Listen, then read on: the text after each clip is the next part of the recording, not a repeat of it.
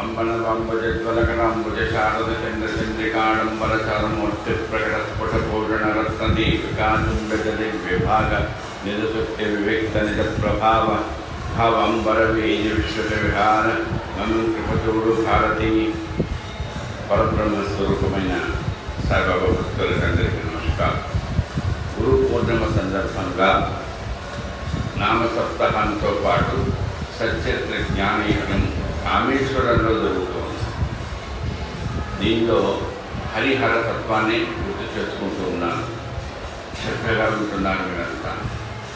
వినేవాళ్ళు గొప్పవాళ్ళ, చెప్పేవాడు గొప్పవాడా అని ఆలోచిస్తే మీరందరూ చెప్పేవాడు చాలా గొప్పవారు ఉన్నారు. నిన్న ఉమామేశ్వరరావు గారు ఉన్నారు.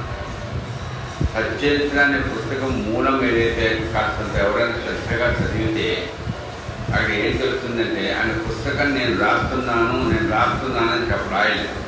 నేను చెప్తున్నాననే రాశాడు. ప్రతి అధ్యాయంలో నేను చెప్తున్నాను మీరు వినండి, నేను చెప్తున్నాను మీరు వినండి. కానీ చెప్తున్నాను వినండి అని అంటున్నాను కదా, నేను పెద్ద ప్రజ్ఞావంతున్నాను అనుకుంటున్నారేమో, బాగా తెలిసిన వాడిని అనుకుంటున్నారేమో అని మీరు. నా అంత పనికి మానవాడు కూడలేడు. నాకు ఏమీ తెలియదు అసలు. మరి ఏమీ తెలియని వాడు మైక్ తీసుకొని నేను చెప్తున్నా పరిమాణమాటగా నేను ఏమాటి కొంత గారు చెప్పిన మాట చెప్తున్నా. ఏమీ తెలియదని చెప్తున్నావు. చక్కని వాడిని, తుంటని వాడిని అన్నీ చెప్పాడండి. కోర్టు చేస్తాను చేస్తాను, నేను ఏం మాట్లాడుతున్నావు నాకే తెలియదు, కానీ చెప్పేది మాత్రం వినండి. ఏంటది అంటే నీకు ఏమీ తెలియకుండా నువ్వు చెప్తే మేము వినాలా? దాని మీద ఆయన అంటాడు, ఏమాటి పంతం, మీరు సముద్రం లాంటి వాళ్ళమ్మా, నేను ఒక వాగులో నీటి లాంటి వాడు. మీరు అన్నిటినీ మీరు దగ్గరికి తీసుకొని ఏదైతే నాకెందుకు నా దగ్గర అనుకుందట సముద్రం. చూశారుగా? అలాగే మీరు సముద్రం లాంటి వాళ్ళు వినేవాళ్ళు. వినేవాళ్ళకు ఉండేటువంటి గొప్ప ఆనందం ఏదైతే ఉంటుందో ఆనందంలో నాకు కూడా కాస్తంత అవకాశం ఇవ్వండి అన్నాడు ఏమాడి పని. ఇంకొక మాట అన్నాడు, నాకేమీ తెలియదు, నేను మాట్లాడుతున్నాను, కానీ ఎందుకో తెలుసా, నాకేదో తెలుసని మాట్లాడాలే, మీరు గొప్పవాళ్ళే, నేను పదే సిగ్గు లేకుండా చెప్తానని రాశాడండి. నాకేం సిగ్గు లేదు, నేను అంత ఏమీ తెలియని వాడిని, కానీ ఎందుకు చేస్తున్నానంటే కారణం ఒక కారణం అది. రెండవ కారణం ఏంటి? ఇది నా గురువుగారి ఆజ్ఞ. ఏం గురువుగారి ఆజ్ఞ అండి బాబు? నువ్వు ఏమి హేమానిపాల్ నువ్వు చేసిన పనల్లా ఒకటే, నా కథలను గుర్తు చేసుకో. నువ్వు గుర్తు చేసుకోవాలన్నా నీకు అందరికీ చెప్పానా? అప్పుడు ఆయన అంటాడు, అంటే మనం ఏదైనా చేస్తున్నా కూడా మన అహంకారం ఉంటుందండి, అది ఎట్లా లాక్కుండా అది లేకుండా చెప్పిస్తాడండి బాబా హేమాధిపతి చేత. ఏమని? నేనే తినాలని ఉంది. ఏది? ఈ సచ్చరిత్ర అనేటువంటి దాంట్లో ఉండే రకరకాల రుచికరమైన పిండి వంటలు ఏవి? ఈ కథలు, ఈ అనుభవాలు. కానీ నేను ఒక్కడిని తినలేనుగా, నాకు ఒకటే కోరిక, నా బంధువులు అంటారు వస్తే నేను ఆనందపడతాను. ఈ తినేది ఏదైతే ఉంటుందో, ఈ వినే ఆనందం ఏదైతే ఉందో, నేనొక్కడే తలుచుకోమని బాబా నాకు ఆజ్ఞాపించారు. కానీ నాదే కోరిక ఏంటంటే నలుగురికి చెప్పుకోవాలని నా కోరిక. అలా జరుగుతుంటే నాదేంటి, నా బలహీనత పోతుంది. సింపుల్గా చెప్పాలంటే, నేను కనుక కూర్చొని ఉంటే నాకు ధ్యానం అనే పేరుతో నిద్రపోతానో తెలియదు, నేనేం చేస్తానో నాకే తెలియదు. మీరు నలుగురు ఉన్నాను, ఏమండి ఏమాడిపోతారు, ఏం మాట్లాడుతున్నారని బాబా అంటే చెప్పలేదు కదా, మీరు అడుగుతారు కదా. ఎవరెవరో మీరు ఉంటారు, ప్రశ్నలు వేస్తారుగా. ఎవరి బాబా సద్గురువా గురువా వేస్తాడో కానీ ప్రశ్న. ఇంకొక ఆయన ఇంకోటి అంటాడు. ఇట్లా చెప్పుకుంటూ పోతుంటే, మాట్లాడుతూ పోతుంటే, సత్సంగం చేస్తూ ఉంటే, ప్రవచనాలు జరుగుతూ ఉంటే దాంట్లో నా బలహీనతలు పోతాయి.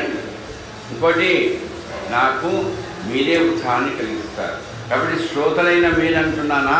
కాదు. అందులో కూడా విశేషం ఏంటంటే, క్షేత్రములో మనము ఏదైతే శ్రవణం చేస్తున్నామో, మీరు వింటున్నారు, నేను మననం చేసుకుంటున్నాను, ఆ క్షేత్రం యొక్క విశేషత తెలుసుకుంటున్నాను. రెండవది ఇంకోటి ఉంది, సాయి చరిత్ర, ఈ గురు చరిత్ర, ఈ సద్గురువు యొక్క చరిత్ర ఏ రామేశ్వరంలో కానీ ఎక్కడైనా సరే మీరు మననం చేసుకుంటుంటే, గుర్తు చేసుకుంటుంటే, దాన్ని బాబా ఏమని చెప్పారంటే, నువ్వు రామేశ్వరంలోనే వింటున్నాం, కాదండి, కాశీలో విన్నాం, షిరిడీలో విన్నాం, ఇంకెక్కడికడో వింటాం. కానీ మీరు వింటున్నప్పుడు ఎలా ఉంటుందంటే బాబా చెప్పిన మాట, ఇది తల్లి ఒడిలో మీరు కూర్చొని వింటున్నట్టుగా ఉంటుంది. తల్లి ఒడిలో కూర్చొని మనం సరిగ్గా వింటామండి?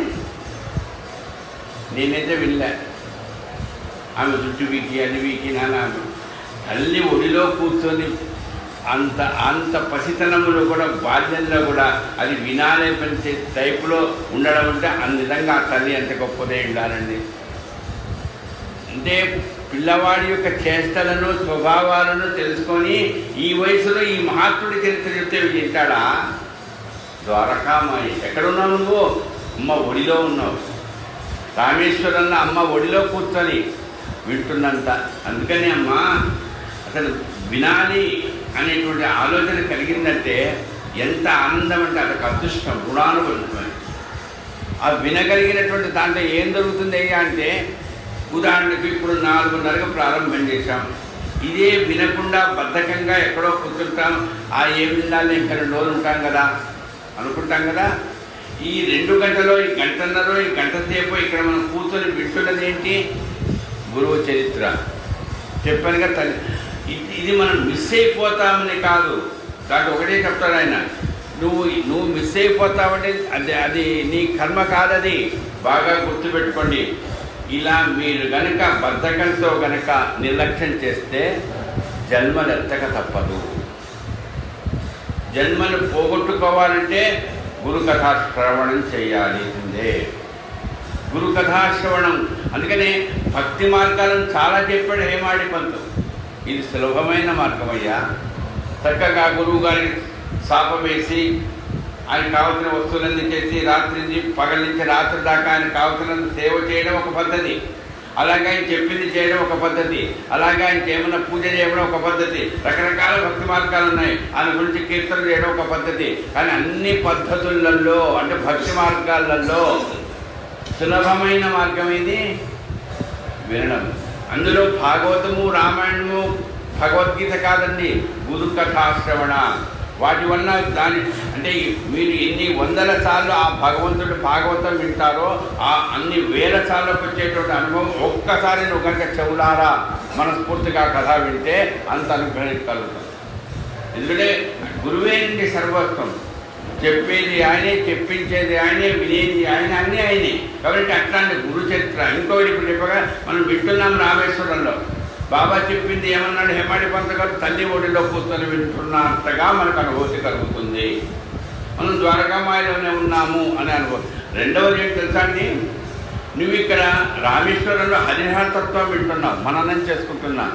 అంటే హరుడు హరి ఇద్దరొక్కటే, తేడా లేదండి వాళ్ళకి. ఒకరికొకరు శిష్యులు, ఒకరికొకరు గురువులే. ఎవరు గురువు ఎవరు శిష్యుడమ్మా? నేను గురువును, నువ్వు నక్కాళ్ళకి మొక్కాలండి, నీకు సత్యనా నీకు నమస్కారం చేయాలి, అది కాదండి. వాళ్ళకి ఇద్దరికి తేడా లేదండి. శరీరాలు వేరు కావచ్చు, ఒక్కటే. ఏది ఆత్మ. అలాంటి ఆత్మస్థితిని అనుభవించగలిగిన గురు శిష్యుల యొక్క సంబంధం ఏదైతే ఉందో అది అద్వైతంలోనే మాత్రమే ఉంటుంది. అలాంటి రామేశ్వర క్షేత్రంలో హరిహరులు ఇద్దరు కూడా ఒకరికొకరు సేవకులైనారని, ఒకరినొకరు పూజించుకున్నారని. ఎక్కడ ఎంత అనుభవం అండి. అయితే ఇక్కడ అట్లాంటి క్షేత్రంలో మనం ఏం చేస్తున్నాం? గురు కథ శ్రవణం చేస్తున్నాం. ఈ గురు కథా శ్రవణం ఈ క్షేత్రంలో చేయడం వల్ల ఇంకోటి తెలుసండి, గురువు ఎక్కడైనా మన అనుభవంలో ఎక్కడో అనుకుందాం, ఏ చెన్నైలోనో ఉన్నారు గురువుగారు, లేదా రాజమండ్రిలో ఉన్నాడు, షిరిడీలో ఉన్నాడు, అక్కడికి పోవాలి కదా, అక్కడికి ఆయన చెప్పాలి, ఆయన చెప్తే మనం వినాలి. కానీ ఇక్కడ సచ్చరిత్ర ద్వారా హేమాడి పంతుకు బాబా చెప్పిన అనుగ్రహం ఏంటంటే, మీరు ఎక్కడ నా కథలను స్మరణ చేస్తారో, ఎక్కడ నా కథను ఎలా స్మరణ చేయాలని అది కూడా నేను అండర్లైన్ చేసుకుంటుంటా. ఒకసారి ఆడంబరం లేకుండా నిరాడంబరంగా ఎట్లాంటి ఆర్భాటాలు లేకుండా నన్ను గుర్తు చేసుకుంటారో అక్కడ నేను వచ్చి కూర్చుంటాను. ఎందుకు కూర్చుంటాడని నాకు పనిలేదా? ఆయన కథలా నన్ను వింటాడు. అబ్బా, నా బిడ్డ నా గురించి ఎంత చక్కగా చెప్తున్నారు కదా, అమ్మ ఎంత ఆనందపడుతుందండి, నాన్న ఎంత ఆనందపడతాడండి. అదండి సచ్చరిత్ర. అదమ్మా నేను 618 కాదమ్మా, 6000 నాకేదో ఆయుష్ ఉండి నాకేదో అనుగ్రహం ఉంటే అవుతుంది. కానీ ప్రతి జ్ఞానయజ్ఞం కూడా తల్లి ఒడిలో కూర్చొని విన్నట్టే. నంబర్ పెరిగిపోతే పోనీ, ఆయుష్ ఉంది, ఆరోగ్యం ఉంది, జరిగిపోతుంది. ఏ పదార్థతో వచ్చే నోరో ముక్క ఏదైనా ఇటువంటి నన్ను పిలుస్తారా మీరు వచ్చిన లేదే. మరి అట్లాంటి స్థితిలో ఈ కనీసం ఎందుకంటే ఇంత కష్టపడి వస్తారు నేను రామేశ్వరానికి, ఏమైంది నాకు? ఆ కట్టె పట్టుకుంటున్నారు, నడవలేరు, అంత అవసరమా? ఏదో పిలిచారు, ఎందుకంత కష్టపడాలి కాదు, కష్టపడుతున్నాను అనేటువంటి కష్టంలో మీరు ఇచ్చేటువంటి ఆ ప్రేమ ఎవరి మీద? బాబా కథలు చెప్తాడు ఈయన. ఆ బాబా కథలు చెప్పే ఈయనకు ఆ కాలిగుంటే నొప్పి ఉందే, అది ఉంటే ఉండొచ్చు, కానీ కనీసం మనం కనుక వింటే సరిగా నొప్పి మర్చిపోతాడేమో ఆయన. ఎందుకు నేను అంటున్నా అంటే అమ్మా, ఈ క్షేత్రంలో, ఈ రామేశ్వరంలో, ఈ మహాత్ముల యొక్క సన్నిధిలో కూర్చొని అంటున్నా అంటే ఎప్పుడైనా గుర్తుపెట్టుకోండి, నాకెంత బాధ ఉన్నా నాకు మీరు వచ్చి మాట్లాడుతున్నంతసేపు నాకు బాధ అనిపించలేదండి అంటుంటారే కొంతమంది. ఎందుకండి? ఎందుకంటే ఆ వ్యక్తి మనతో మాట్లాడుతుంటే, మనకు చెప్తుంటే మన బాధను నడిచిపోతాం. మీకు చెప్పారండి, ఎవరికి క్యాన్సర్ ఉందంటే కదా, ఇప్పుడు ఎవడో వచ్చి గుర్తు చేశాడు, నాకు ఇంత మర్చిపోయినా సార్, వాడు గుర్తు చేసేటప్పుడు క్యాన్సర్ పెరుగుతుందా? అంటే మన ఆనందం ఎట్లా ఉంటుంది? పరస్పరం ఒక ఆత్మీయత ఉంటుంది. గురువు అయ్యా సాయి కథలండి పై నేను చెప్పాను కదా, ఆయన కూర్చొని వింటాడట. మళ్ళీ మీకు డౌట్ వస్తుంది, ఎట్లా వస్తుంది సార్? ఆయనకి ఏమైనా డబ్బులు ఫ్లైట్ ఛార్జీలు ఇచ్చారా, రైలు ఛార్జీలు ఇచ్చారా? ఆయనకి ఏ ఛార్జీలు అక్కర్లేదు, పిలిస్తే సార్ వస్తాడు.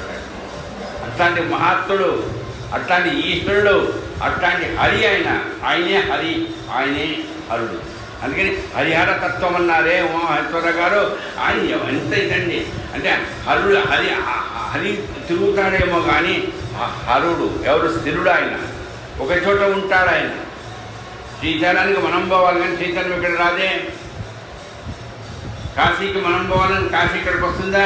అదే చూడండి, భద్రాచలంలో రాముడు ఇక్కడికి వచ్చేస్తాడు. ఆయన తిరుగుతాడు, ఆయనకు రూపం ఉంది. మరి ఇదేంటండి? కానీ సాయిబాబా అలాంటి ఆయన మీరు ఎక్కడుంటే నేను అక్కడికి వస్తాను, నాకు వేరే ఎందుకు? ఇంకొకటి విశేషం ఉందమ్మా ఈ సాయిబాబా దాంట్లో.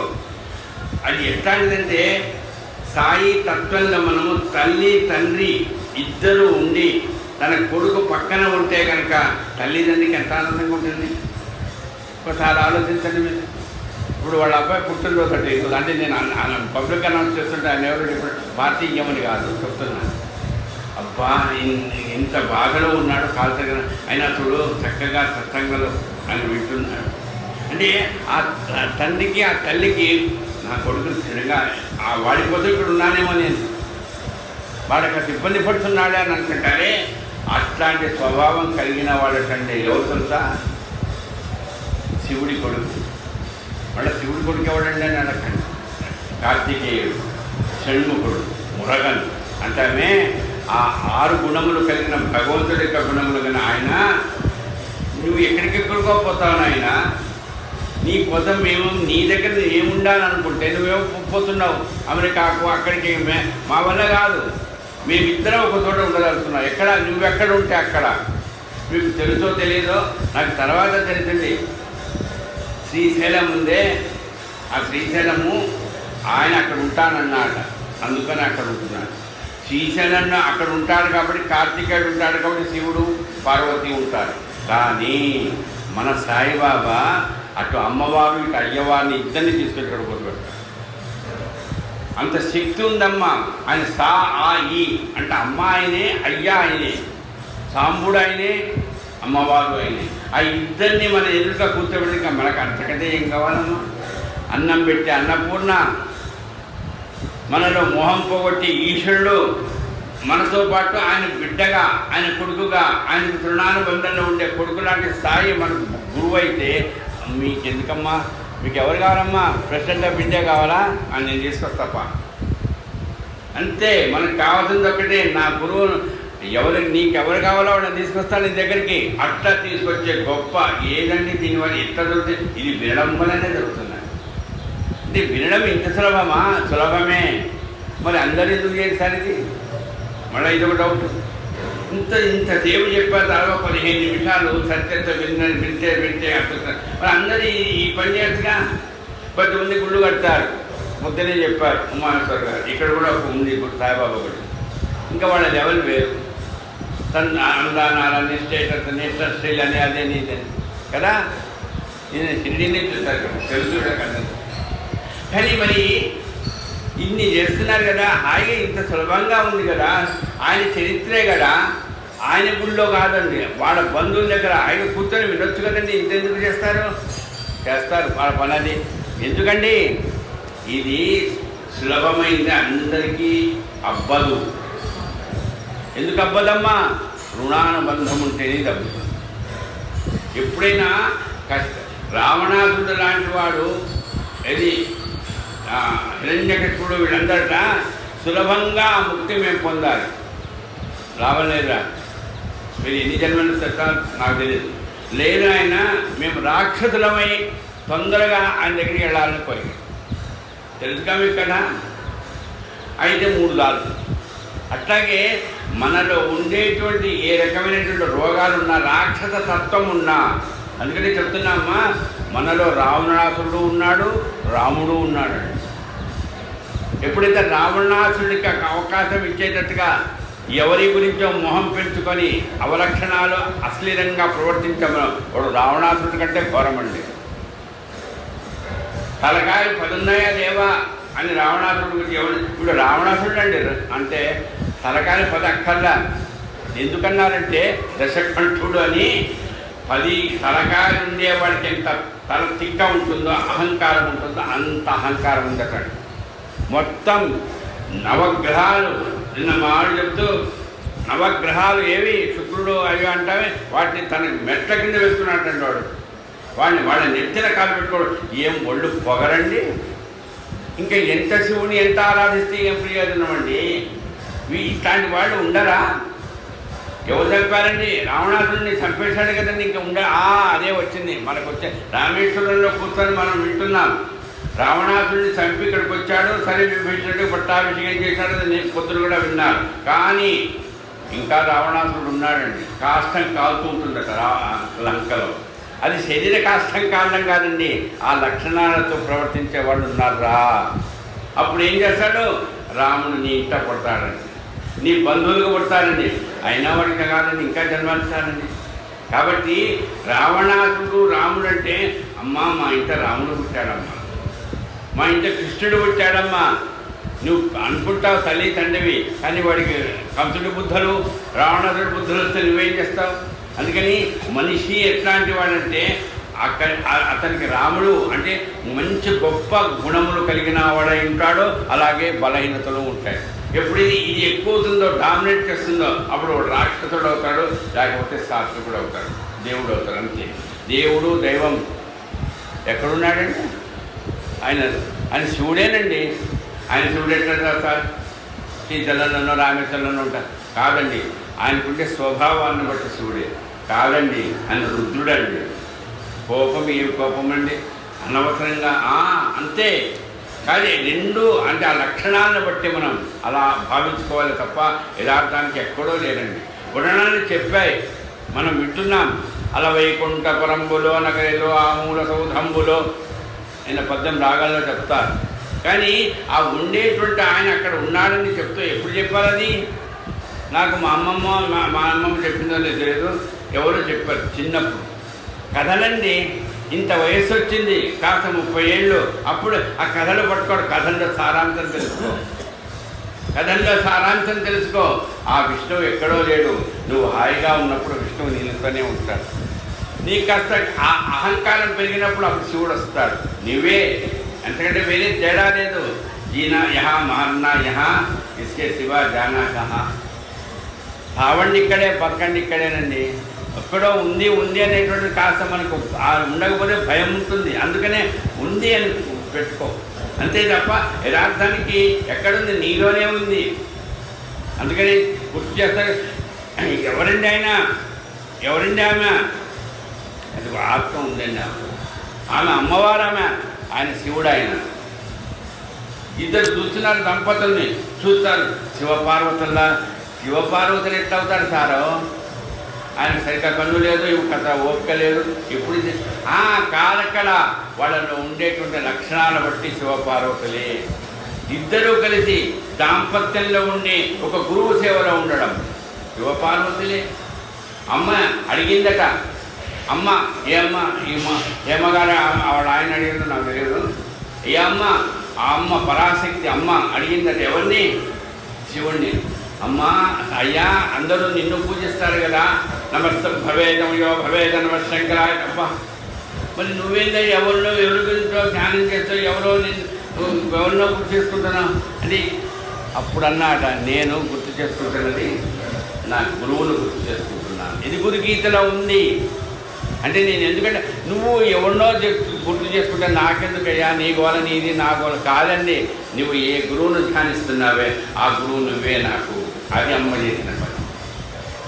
అట్లాంటి అమ్మ చూడండి, మనం చెప్తాం ఎంత గొప్ప హరిహరాత్మకం అంటే, ఆ అమ్మ అడిగింది ఇంకో చోట ఏమని, కేనోపాయన లగుణ విష్ణు సహస్రనామం. ఇంత స్తోత్రం అదే విష్ణు సహస్రనామం మొత్తం చదవలేదు నా బిడ్డలు. తల్లి ఎప్పుడు కూడా ఎంత సులభంగా వాడికి మంచి మార్కులు అవ్వాలి, ఇమీడియట్గా ఎప్పుడు లండన్ పోవాలో అమెరికా పోవాలో ఆలోచిస్తున్నారు. అంతే కష్టపడి అమ్మ చెప్పదండి, కొడుకు తండ్రి మాత్రం వాయించేస్తాడు. ఎక్కడ ఇంత పథకంతో చేస్తే ఎప్పుడు బాగుపడతారా. అట్లాంటి తల్లి ఏం చేసేది, కేనోపాయన లభన. అయ్యా ఇంత స్తోత్రం మా వాళ్ళు మా పిల్లలు చెప్పలేదు సులభ. అందుకని ఏం చెప్పింది ఆమె ఆయన చెప్పాడు ఆమెకు తెలుసు మీకు అందరికీ ఏది, రామ రామేతి శ్రీరామ రామేతి రమే రామే మనోరమే. రామేశ్వరంలో వింటున్నామమ్మా. శివుడు అమ్మవారికి చెప్పింది ఈ రామ రామ రామ రమిస్తారటండి. భార్యాభర్తలు ఇద్దరు రమిస్తే శరీరానికి సుఖం ఉన్నంతకాలమే. కానీ రమించే రాముడి శబ్దం ఎట్లాంటిదంటే జన్మ లేకుండా చేసేది ఏనో. అందుకని శ్రీరామ రామ రామేతి రమే రామే మనోరమే. ఏమే ఎంత మనోరమే అంటే మనస్సును కూడా రంజింపజేస్తుందట, రమింపజేస్తుందట అని ఈశ్వరుడు అమ్మవారు చెప్పాడే. ఇది ఎక్కడ చేయడమ్మా? ఎవరన్నా లేదండి అన్నది జరిగింది ఇది. కాబట్టి అట్లాంటి ఆ హరిహర తత్వాన్ని మన గురువు చక్కగా వినిపించేటట్టుగా చేస్తున్నాడు. వినండమ్మా. ఎందుకు చెప్పారు? మనము ఏదైనా పండించి కత్తిచ్చారనుకోండి, కర్మ కాలింది నాకు ఒక పండే ఇచ్చాడు అని వాడు కోపంతో గొంతు కోసుకుంటే ఎవడేం చేస్తాడు? అది మంచిది అది ఇచ్చాడు, ఇంకో పండడుగు కత్తి ఇచ్చాడు పండిచ్చాడు, ఆ కత్తితో నువ్వు గొంతు కోసుకుంటావా? అలాగే నీకు సద్వినియోగం చేసుకుంటా బాబు. రోజుకో గంట, రోజుకో 2 గంటలు కూర్చొని వినండి. లేదండి మాకు కాస్త ఇంపార్టెన్స్ ఇవ్వాలి సార్, నాకు కూడా బాగా తెలుసు సార్ అని చెప్పింది. ఎందుకంటా సార్ కత్తి ఇచ్చాడు గొంతు కోసుకో, ఎవరిదంటాడు? అంటే నువ్వే చేస్తున్నావు, నీ సొంతగా నీ అంతగా నువ్వే చేస్తున్నావు పొరపాటు. ఎవడో చేయడం లేదండి. మనకుండే పెద్ద ఆలోచన తెలుసా అండి, నన్ను వాడు నాశనం చేశాడండి, వాడు నాశనం చేయలే, నీకు నువ్వే నాశనం అవుతుంది. వాడు నాశనం చేశాడు, ఏది ఇట్లా పెట్టి 10 సార్లు ఇంకా వాడి నామం తప్ప విష్ణునామం కానీ శివనామం కానీ నువ్వు చెబుతున్నావా? ఎందుకురా పందిలాగా ఆ మలమూత్రాలన్నీ ఎంత రుచికరంగా తింటుంది ఆ పంది, అలా ప్రవర్తిస్తున్నావు ఎందుకురా అన్నాడే సాయిబాబా. అంటే మనం చేస్తున్న పొరపాట్లే ఇవన్నీ. ఎవరిని దయచేసి నోటితో కానీ కనీసం మనస్సులో కానీ ఏదన్నా జరుగుతుంది పొరపాటు వినండి, అదేలే దిద్దుకుంటాడులే అనుకోండి వెళ్ళిపోండి. కానీ అదే పట్టుకొని వాడిని ఆ రకంగా అంటూ పోతే ఆ జబ్బే ఉంది తెలుసా, అది నీలో ఉండేటువంటి రాక్షసత్వమే. అంతే. ఈనాడు కూడా ఒకటి గుర్తుపెట్టుకోండి, ఎంతమందో చెప్పారు, ఋషులు చెప్పారు. ఎవరికి? శ్రీరామచంద్రమూర్తికి. రావణాసురుడు ఎట్లాంటి చండారుడు. ఎక్కడైనా మీరు వాల్మీకి రామాయణం పూర్తిగా తెలుసో తెలియదో ఎక్కడైనా చూడండి, రాముడు లంకకు వెళ్ళి రావణాసురుడు చూసేదాకా కూడా రావణాసురుడు పనికిమాలినవాడు, నా భార్యను ఎత్తుకుపోయినాడు, జతవా కుంకాని ఎక్కడైనా తిట్టినట్టు ఉందా? ఎక్కడైనా ఉందమ్మా? ఆంజనేయ స్వామికి చెప్పాడా? ఎవరికి చెప్పాడా? ఎక్కడ చెప్పలేదే. ఆ రావణాసురుడు చూసినప్పుడు కూడా ఏం చెప్పాడు? అదమ్మా రాముడి చరిత్ర. రామేశ్వరంలో రావణాసురుడిని లంకలో చూసి బా ఎంత తేజస్సురా నీకు అన్నాడండి. రావణాసురుడు మొట్టమొదటిసారిగా రాముడు చూసి రాముడి మోహన్ చూశాను ఏమనలే, కానీ రాముడు అన్నాడట, ఎంత బ్రహ్మ తేజస్సుంది రావణ, ఏమైపోయింది అంతే. అందుకని మన దగ్గర బ్రహ్మ తేజస్సు ఉంటుంది, ఎంతో శక్తులు ఉంటాయి, కానీ దుర్వినియోగం చేయడం, బద్ధకం, ఈర్ష, అసూయ, ఇవన్నీ ఇవే మనలో ఉంటాయి. ఇవి బయటివాడు ఎవడో చేస్తే వచ్చేది కాదు, ఇది మనలోనే పరమాత్మ ఉన్నాడు, మనలోనే ఇట్లాంటి చెడు గుణాలు ఉన్నాయి. ఆ పరమాత్మని పైన ఉంటాయి ఇవన్నీ. పరమాత్ముడు ఉంటాడు లోపల, పైన కప్పబడి ఉంటుంది. ఏదో అగ్నికి పైన మబ్బు మసి ఆ మసి తొలగించాలి. ఆయన తక్కువడాన్ని చూడండి, శ్రద్ధగా వింటున్నాడు. ఎక్కడైనా ఆలోచన కలిగిందా? నాకు ఆలోచన కలుస్తుంది, మా ఇంట్లో ఎవరున్నారో సరిగ్గా ఉన్నారో లేదో అని. కానీ మీకు లేదే. అంటే మీ మనస్సు ఎంత నిర్మలంగా ఉంది. ఎవరున్నారు? హరిహరుడు ఉన్నాడు, ఇద్దరు ఉన్నారు. ఆ ఇద్దరు ఉండేటువంటి ఆ స్థితిని అనుభవించాలంటే గురుతత్వం ఆచరణలో పెట్టాలి. అంటే నా గురుతత్వంలో సాయితత్వం ఎంత గొప్పదంటే ఇప్పుడు వింటూనే ఉన్నారు. అట్లాంటి చరిత్రను మనం రామేశ్వరంలో వింటున్నామంటే రాముడు ఎవరండి? మామూలు మనిషే కదండి.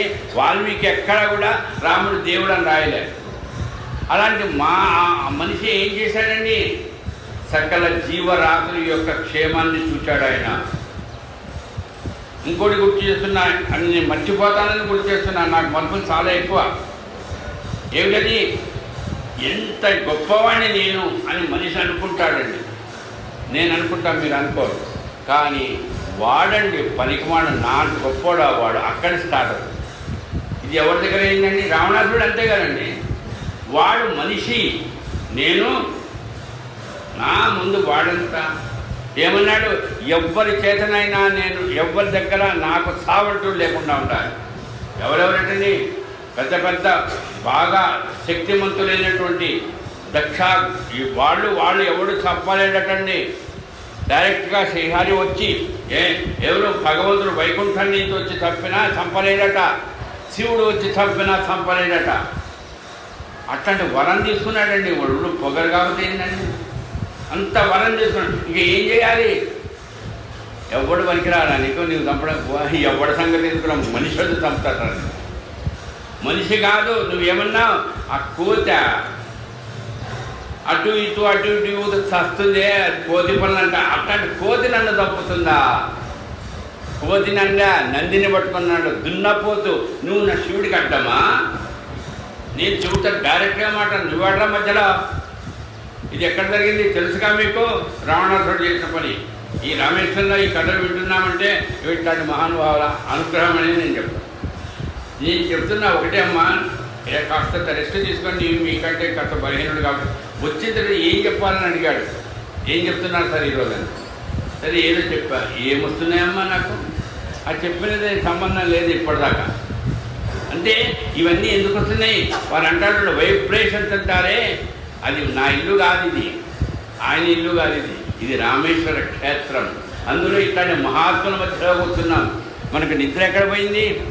నిజంగా తిండి తిన్న తర్వాత అది నేను విన్నాను కాస్త ఆలస్యంగా జరిగిందని. ఇంకా నిద్ర ఎక్కడికో పోయి వచ్చిన తర్వాత కాళ్ళు చేతులు పనిచేస్తాయమ్మా. అది లేవుగా. పైన ఇట్లా కాళ్ళు చేతులు బాగా పనిచేస్తుంటేనే హాయిగా వినాలనే ఆ శ్రద్ధ ఉండదే మనకు. ఇంకా బలహీనంగా ఉంటే నిద్ర వస్తుంది. ఏంటి సార్ నేను ధ్యానం చేస్తున్నాను, వాడు నిద్రపోతుంటాడు. ఇది కొత్త స్టైల్. కాబట్టి ఇంతకింత బద్ధకం పెట్టుకొని కానీ ఈ క్షేత్రం చూసారే నీకు నిద్ర రానికుండా చేస్తుంది. కారణం తెలుసా? ఇది అమ్మ అయ్యా. ఎవరు అమ్మ అయ్యా? సాయి. సా ప్లస్ ఆ ప్లస్ ఈ. అంటే అమ్మ ఉన్నారు ఆయనలో, అయ్యా ఉన్నాడు ఆయనలో. అది ఎవరట? శివుడు అమ్మవారు. అలాంటి ఆయన బ్రహ్మచారిగా ఉండి తాను ఉన్నటువంటి స్థితిలో నిజంగా ఒక సుబ్రహ్మణ్య స్వామిలాగా మనందరికీ, అమ్మా మీకు శరీరాలు ఉన్నాయి కానీ మీరు ఏమి ఏం కావాలి?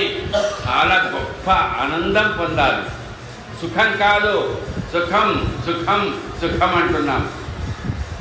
శారీరకంగా మనం పొందేదే సుఖం. అసలు శరీరం ఎంత ఉంటుందన్నా, ఎప్పుడు ఏమవుతుందో తెలియదే. 25 ఏళ్ళప్పుడు యాక్సిడెంట్ జరిగి నడుములు కనుక విరిగిపోతే వాడికి ఏం శక్తి ఉంటుంది? శారీరకంగా ఏం సుఖం పొందుతాడండి? 90 ఏళ్ళ వాడు ఆలోచిస్తే ఈ సుఖం పొందుతాడండి? సుఖం శరీరానికి సంబంధించింది, కానీ ఆనందం శరీరానికి సంబంధం లేదు. 95 ఏళ్ళు కాదు, 102 ఏళ్ళు బతికినా 100 ఏళ్ళు బతికారండి కంచి పరమాచార్యులు వారు. ఈ సాధువుల మధ్యలో గుర్తు చేస్తున్నా, ఎందుకంటే పొద్దునే నేను స్వామితో మాట్లాడుతున్నా. ఆ కంచి స్వాముల వారి దగ్గర నేనున్నా. అంటే నాకు అప్పుడు చాలా ఇబ్బందిలో ఉన్నాను, ఉద్యోగంలో అవస్థపడుతూ తిండి కోసం ఉన్నానమ్మా. ఒకటే మాట చెప్తున్నాను, 4 నెలల పాటు నిజంగా 100 ఏళ్ళు బతికిన ఆయన మీద కనకాభిషేకం చేశారమ్మా. తెలుసుగా, పరమాచార్య చంద్రశేఖరేంద్ర సరస్వతి స్వామి. అయితే పసిపిల్లవాడమ్మా, అరే ఎంతుందో తూకండ్రురా అంటారే, ఏమీ లేదండి. నా కనుక దేనికి చేశారండి? శరీరాన్ని చేశారు. కొని అందరు పంచుకోండి అంతే. హాయ్, ఇంత ఇంత ఇంత వైరాగ్యమా కాదు, ఆనందం. ఆనందం లేనిది శరీరానికి కాదు, మనస్సు. ఆయన మనస్సు అందరూ బాగుపడాలా. నాకా చేస్తున్నది నా శివుడికి చేస్తున్నారు మీరు, నా గురువుకి చేస్తున్నారు మీరు.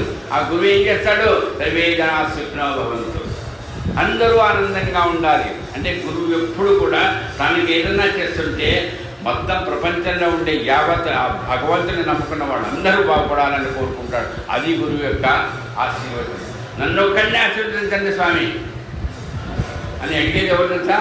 ఇట్లాంటి రాక్షసులే. మరి రావణాసుడు అడిగింది అదేగా, అంతే. రాక్షసులు అడుగుతారు, కాదయ్యా ఏం చేస్తాడు? నీ చుట్టుపట్ల బంధువులు కానీ అందరూ బాగుండాలయ్యా, నువ్వు ఒక్కడివి కాదు, అందరూ బాగుండాలంటే మొట్టమొదటి నువ్వు బాగుండాలి. నీ చుట్టుపట్ల చాములు, చెట్లు కాదండి, పిల్లి కాదండి, నీతో నువ్వు పెంచుకుంటున్న కుక్క కాదండి, అన్నీ బాగుండాలంటే నువ్వు బాగుండాలిగా. ముందు నువ్వు బాగుండాలంటే నీ మనస్సు బాగుండాలి. ఏమో ఎల్లుండి వెళ్ళిపోతానేమో, ఎక్కడికి వెళ్ళిపోతాను? అమెరికా కాదు, చచ్చిపోతానేమో భయపడుతూ ఉంటే ఏం బాగుంటాడండి? చెప్పు. అబ్బా ఎంత ఆనందంగా ఉందండి, ఎన్ని కష్టాలండి అని. ఒక్కొక్కరు కొంతమంది మేము వెళ్తాను, ఏమయ్యా రావయ్యా 4 రోజులు రామేశ్వరంలోకి వస్తాను హాయిగా సత్యత్ర. నేను మా దగ్గర చుట్టుపక్కల అంతా చెట్టు పెంచుతున్నాను సార్, అవి నీళ్ళు సరిగ్గా ఎవరు పోయి సార్. అది చెట్ల మీద, అంటే ఆ చెట్లు దాని పెంపకం మీద కొంతమందికి నాయన. దానికి ఉదాహరణ మా నాన్నగారు కూడా, ఆయన ఎక్కడికి పోయేవాడు పొద్దున పోతే ఉన్న సాయంకాలం రావాలి. అవి ఎవరి సరిగ్గా చూడరేమో అని ఒక ఇది. తన పిల్లవాడిని కూడా సరిగ్గా ఎవరైనా చూస్తారేమో, కానీ పూల మొక్కలు ఆ చెట్లు మాత్రం వదిలిపెట్టరు. అంటే వాళ్ళ అంత మృదువుగా ఉంటుందండి వాళ్ళ మనస్సు. అది ఏంటండి? నువ్వు చెప్తే వచ్చాయా వర్షాలు, నువ్వు చెప్తే వచ్చిందా ఎండ? ఎందుకంటే ఆ పూలన్నీ ఎంత చక్కగా డిజైన్డ్గా వస్తాయండి పూలు. మనం ఏమైనా వేస్తున్నాం ఇట్లా పూలు ఉండాలని? ఇది భగవంతుడి సృష్టి, కానీ దానికి వాళ్ళు చూడండి అట్లాంటిది ఆలోచిస్తావే. మన ఆ పూలు చెట్టు కాదండి, అన్ని జంతువులలో కూడా పరమాత్మ ఉన్నాడని తెలుసుకో. అది ఎలా తెలుస్తుంది? గురువు యొక్క సాంగత్యం చేయాలి. అందుకని గురువు అంటే హరిహరాత్మకమైనటువంటి ఆయన సకల జీవరాశులలో ఉండే ఆనందాన్ని నీకు చూపిస్తాడు. ఆయనకి శక్తి ఉందని కాదు, నువ్వు దాన్ని నీకు చూపిస్తాడు. అయ్యా జటాయు తెలుసు, కోతులు తెలుసు, పక్షులు ఒక రెక్క ఉంటుంది, ఒక రెక్క మొత్తం కోసిపడేసాడండి. ఎవరో తెలుసా మీకు? కపాలమండ. ఆ పేరు రాముడి కంటే ఆ పేరు ఎక్కువైనా మీరు. మరి ఏంటంటే ఆమె బాధ. ఒక పక్షి అండి బాబు, ఆ పక్షి నిజంగా రావణాసురుడు కనుక అది కనుక అది ఎంత కష్టపడ్డదో అటండి, ఎంత నేను విన్నాను పెద్దలు చెప్పి, చాలా కష్టపడ్డదట. అంత కష్టపడినా కూడా, చెయ్యి కోసేసినా కూడా కొట్టుకుంటూ నేల మీద పడి నేను బతకాలి, నేను ఎందుకు బతకాలి, రావణాసుడిని ఆపలేకపోయాని, నా బతికిట్లయిపోయిందండి, ఏడవలేదండి, ఏడ్చింది, బాధపడింది, రక్తం కాలింది, నాశనం అయింది. కానీ నేను నేను నేను నేను కాదు, నా ఆత్మ ఈ శరీరంలో ఉండాలి. ఎందుకు తెలుసా? ఎందుకో రాముడు వస్తాడు, రాముడికి చెప్పాలి.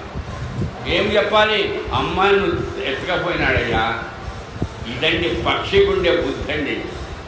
పక్షిని ఒరే పక్షి పక్షి అని 10 మందిని తిడతామే, మరి పక్షి చూడండి రాములు వారి రావాలి, రాములు వారు వచ్చేదాకా నేను బతకాలి.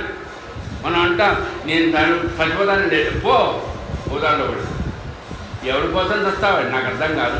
బతకాలమ్మా, ఎవరి కోసం బతకాలి మనం గుర్తుపెట్టుకోండి. పిల్లల కోసం బతుకుతాం, ఎట్లయినా సంపాదిస్తాం ఇస్తాం, కానీ గురువు కోసం. గురువు అంటే ఉన్నాడా ఆయన లేడుగా, కాదు, ఆయన ఏ తత్వం కోసం బతికాడో ఆ తత్వం కోసం బతకాలని. అలాంటి బతకగలిగినటువంటి ఇది ఎట్లా ఉంటుంది? ఏమన్నా ఆయుష్ పోస్తారా డాక్టర్లు? ఏమ్మా పోయలేవుగా, నేను అడుగుతున్నా. అందుకని డాక్టర్ దగ్గర పోయినా నేను ట్రీట్మెంట్ చేస్తానండి. దానికి తెలుగులో మన సంస్కృతంలో ఏమంటారు, చికిత్స అంటున్నారు. అంతే, నివారణ వాడు చేయలేరు, ఓన్లీ ట్రీట్మెంట్ అంతే, జస్ట్ టెంపరరీ. కానీ నివారణ చేయగలిగిన వాడు ఏమిటా నివారణ? చచ్చేదాకా కాదు, చచ్చిన తర్వాత కూడా నేను హాయిగా ఉంటాను. అలాంటి మనస్సును నీకు ఇవ్వగలిగిన నివారణ అంటే మొత్తం నీ జీవితంలో ఇంక ఎక్కడా భయపడకుండా ఆనందంగా ఉండే స్థితిని నీకు అందించేది డాక్టర్లు కాదు, నారాయణుడు, ఆ హరి. ఎవరు? ఆ శివుడు. వాళ్ళు ఇద్దరు కలిశారంటే ఇంక ఎంత ఆనందమమ్మా, ఎంత ఆనందమమ్మా. ఆ ఇద్దరు కలిసిన క్షేత్రమే రామేశ్వరం. మరి ఆ ఇద్దరు ఉన్నటువంటి ఇదే ఆ సాయిబాబా. ఆయన చరిత్రే సచ్చరిత్ర. కాబట్టి ఎక్కడైతే ఆ నిర్భయ స్థితి జీవులలో అన్నిటిలో మామూలు మనుషులో కాదండి, జీవులన్నింటిలో బల్లి వచ్చింది. ఇప్పుడు నేను జటాయు గురించి చెప్పాను, పక్షి కదండి, పక్షి కంటే చాలా చిన్నగా ఉంటుంది ఏది? బల్లి. మరి ఆ బల్లి వచ్చి చుక్కన్నదట. ఎక్కడ? ద్వారకామాయలు ఎక్కడ కూడబెట్టు. అందుకని మూలములో మీరు చాలామంది పత్తినారాయణరావు గారి పుస్తకం కూడా చదివేవాళ్ళు ఉంటారు కొంతమంది, దాన్ని టిక్ టిక్ అని రాశారు. తర్వాత నాకు తెలిసింది జియోలజీ చదివిన వాళ్ళు వాళ్ళ అనుభవం ఉంటుంది కదా, అది టిక్ టిక్ అని శబ్దం చేయదు అని రాశారు. ఏదో రాశారు అంతే, పత్తినారాయణ అంతే. దానికి కారణం ఉంటుంది, ఇంగ్లీష్లో ఆయన రాశాడు గుణాజీ గారు, దాన్ని ట్రాన్స్లేట్ చేశాడు ఈయన. కానీ యథార్థానికి బల్లి శబ్దం చేయడము ఏది ఏమంటుందండి, చెవులలో పుల్లలు పెట్టుకుంటారే, దాంట్లో కూడా వినపడతారు, కానీ శబ్దం చేస్తుంది. బల్లి శబ్దం చేయకుండా చేస్తుంది అంత అది. నేను మైక్ ఉంది కాబట్టి మీకు వినపడుతుంది, అంత సున్నితంగా ఉంటుందండి శబ్దం. ఏది? ఆ బల్లి శబ్దం. ఆ బల్లి శబ్దాన్ని ఎవడో చూశాడండి, సార్ బాబా చూడండి ఎంత శబ్దం, అది శుభమా అశుభమా అని అడిగాడండి ఎవడో. అంటే రాముడు శివుడు లాగా బాబా సర్వ జీవరాశుల్లో ఉండే ఆనందాన్ని చూడగలిగినటువంటి హరిరాత్మకుడైనటువంటి ఆయన ఆ బల్లి ఆమెగా శబ్దం చేస్తున్నది నాకు కూడా తెలియదురా అనొచ్చుగా. ఆ పక్షి దగ్గర చెయ్యి విరిగిపోయిన పక్షి దగ్గరికి వచ్చే రాముడు, అమ్మా ఏమిటమ్మా చూడండి, బాధపడతాడండి రాముడు. ఏమిటమ్మా, వాల్మీకి రామాయణం ఇది జరిగినది, నీ కోసం చేయడమే భగవంతుడు మాకు ఇచ్చిన అనుభవం. బతికాను చూశాను చూడండి, అంత అది అంది. అంటే ఆ బల్లి శబ్దం చేస్తుంటే అది ఎందుకు చేస్తున్నాడయ్యా శబ్దం? అది శుభమా అశుభమా అని అడిగాడు. మామూలు అడుగుతుంటారు. బాబా ఏమన్నాడమ్మా? దాని చెల్లెలు ఔరంగాబాద్. నేను అడిగింది ఏంటి అని చెప్పేది. పైన చెప్పి ఊరుకోక ఆయన స్నానానికి పోయినాడు. ఈయన మామూలే ఆయన దగ్గర ఎక్కడ కూర్చున్నాడు. కాసేపటి తర్వాత ఔరంగాబాద్ నుంచి దాని చెల్లెలు వస్తుంది. అది కూడా ఎక్కడ? షిరిడీలో ఆంజనేయ స్వామి గుడిలోంచి వస్తుందని చెప్పలేదే. ఔరంగాబాద్ ఎక్కడ, షిరిడీ ఎక్కడండి? అక్కడి నుంచి వస్తుందని చెప్పాడట. వచ్చింది. ఎందుకంటే నాకు ఇచ్చిన టైం ఇది అంతే, కొంతసేపే ఉంది. వచ్చిందండి. ఇది చరిత్ర. రామేశ్వరంలో వింటున్నాం మనం. ఎక్కడ ఔరంగాబాద్, ఎక్కడ షిరిడీ, ఎక్కడ రామేశ్వరం, ఎక్కడ మన ఊరు, ఎక్కడెక్కడి నుంచో వచ్చారు. మన మనస్సులో అంతా ఇవన్నీ ఈ ఊళ్ళు పేర్లు కాదండి. మనకు బాబా గురువు గురువు గురువు గురువు అంటే గురువుకు ఒక స్థలం ఉంటుంది, దాన్ని స్మరించుకుంటే ఎక్కడైనా ఆయనే. అలాంటి స్థితిలో ఆ బల్లి శబ్దం చేసి దాన్ని గుర్తిస్తున్నానే. అది ఎందుకు అని చెప్పలే. దాని చెల్లెల వచ్చింది ఔరంగాబాద్. అది వచ్చిందా? ఎవడో తీసుకొచ్చాడు. అదే నేను తీసుకొస్తున్నాను మీ అక్కను అనేవాడు చెప్పాడా? వాడికి ఇది లేదు, వాడికి ఎందుకు లేదు, వాడు గుర్రం మీద ఉంటే ఆ గుర్రం మీద ఉంటే బస్తాలు వెళ్ళి ఆ బస్తాలు అది ఉంది, అది కాస్త అక్కడికి వచ్చేటట్టుగా అయిపోయింది. కాస్త ముందుకు పోయిన తర్వాత ఆగితే అది ఏ చెట్టులో ఏ పుట్టలోకి ఎట్టో పోయి ఉండేది, అది ఏమైంది కరెక్ట్గా బాబా ద్వారకామాయి దగ్గర అయిపోయింది అంతే. అంతేనండి. ఇక్కడికి వస్తారు, అష్టమందిగా ఆగిపోతారు. బాగుంది, అంతే అయిపోతారు. మనుషులు ఆగిపోతారు, జంతువులు కూడా అయిపోతాయి. అదండి గురుతత్వం అంటే. అయిపోతుంది ఆ స్తంభన అక్కడ ఆగిపోయింది. ఏది గుర్రం ఆగిపోయింది, అది జంతువేగా. ఏమండి ఇక్కడెక్కడో నామని చెప్తారు కదా, కరెక్ట్గా లొకేషన్ ఇవ్వండి నేను ఫోన్లో పెట్టుకుంటాను. దానికి లొకేషన్ జంతువులకి ఏం లొకేషన్ పెడతారు సార్? దానికేమైనా ఉంటాయా ఫోన్లు? కానీ ఆగుతాయండి. వచ్చి చూడండి ఎన్ని చోట్ల చూస్తుంటాం మనం. నిజంగా ఎన్ని అనుభవాలమ్మా. హేమాడి పంత గారు, దీక్షిత్ గారు రామాయణం చెప్తుంటే వింటున్నాడు. మనం ఎక్కడ వింటున్నాం? రామేశ్వరంలో వింటున్నాం. దీక్షిత్ గారు చెప్తున్నాడు, రామాయణం వింటున్నాడు. ఎవరు హేమాడి పంత్ కాదు, హేమాడి పంతుతో పాటు పక్కన కూర్చున్నాడు. ఎవరు? హరిహరాత్మక శక్తి కలిగినటువంటి సద్గురు సాయిబాబా. ఆయన సాక్షాత్ కూర్చున్నాడండి. ఆయన పక్కనే ఈరోజు నేను అన్నా చూడండి, మన పక్కన మనతో పాటు ఎవరు కూర్చుంటారు? బాబా వచ్చి కూర్చుంటాడు, మన గురువు మన దగ్గర కూర్చుంటాడండి. ఇట్లాంటి గురువులందరూ ఆశీర్వచనం, వీళ్ళందరూ అదే ఆశీర్వచనం అమ్మా, అదే ఆశీర్వచనం. ఎక్కడ ఎంత ఆనందంగా. ఏమి సార్ రోజుకు 2 సార్లు సార్ మా పనులన్నీ అయిపోతున్నాయి సార్. వాళ్ళ మహాన్లు ఎక్కడ విసక్ లేదే ఆ మేనేజ్మెంట్లో. ఎందుకు? వాళ్ళ అనుగ్రహం అది, ఆ సంస్కారం అది వాళ్ళకి ఇచ్చేది. కాబట్టి ఇంత చక్కగా మనం వింటుంటే బాగా చెప్తున్నా. వారు చెప్పారు కాబట్టి సాయిబాబా గురువులు కూడా ఇంత ప్రశాంతంగా ఉండలేదు. టైం అయిపోయింది సార్, కరెంటు బిల్లు ఎక్కువ వస్తుంది, మీరు సార్లు పెడితే పోతుంటారు. ఏముంది మరి ఇంత?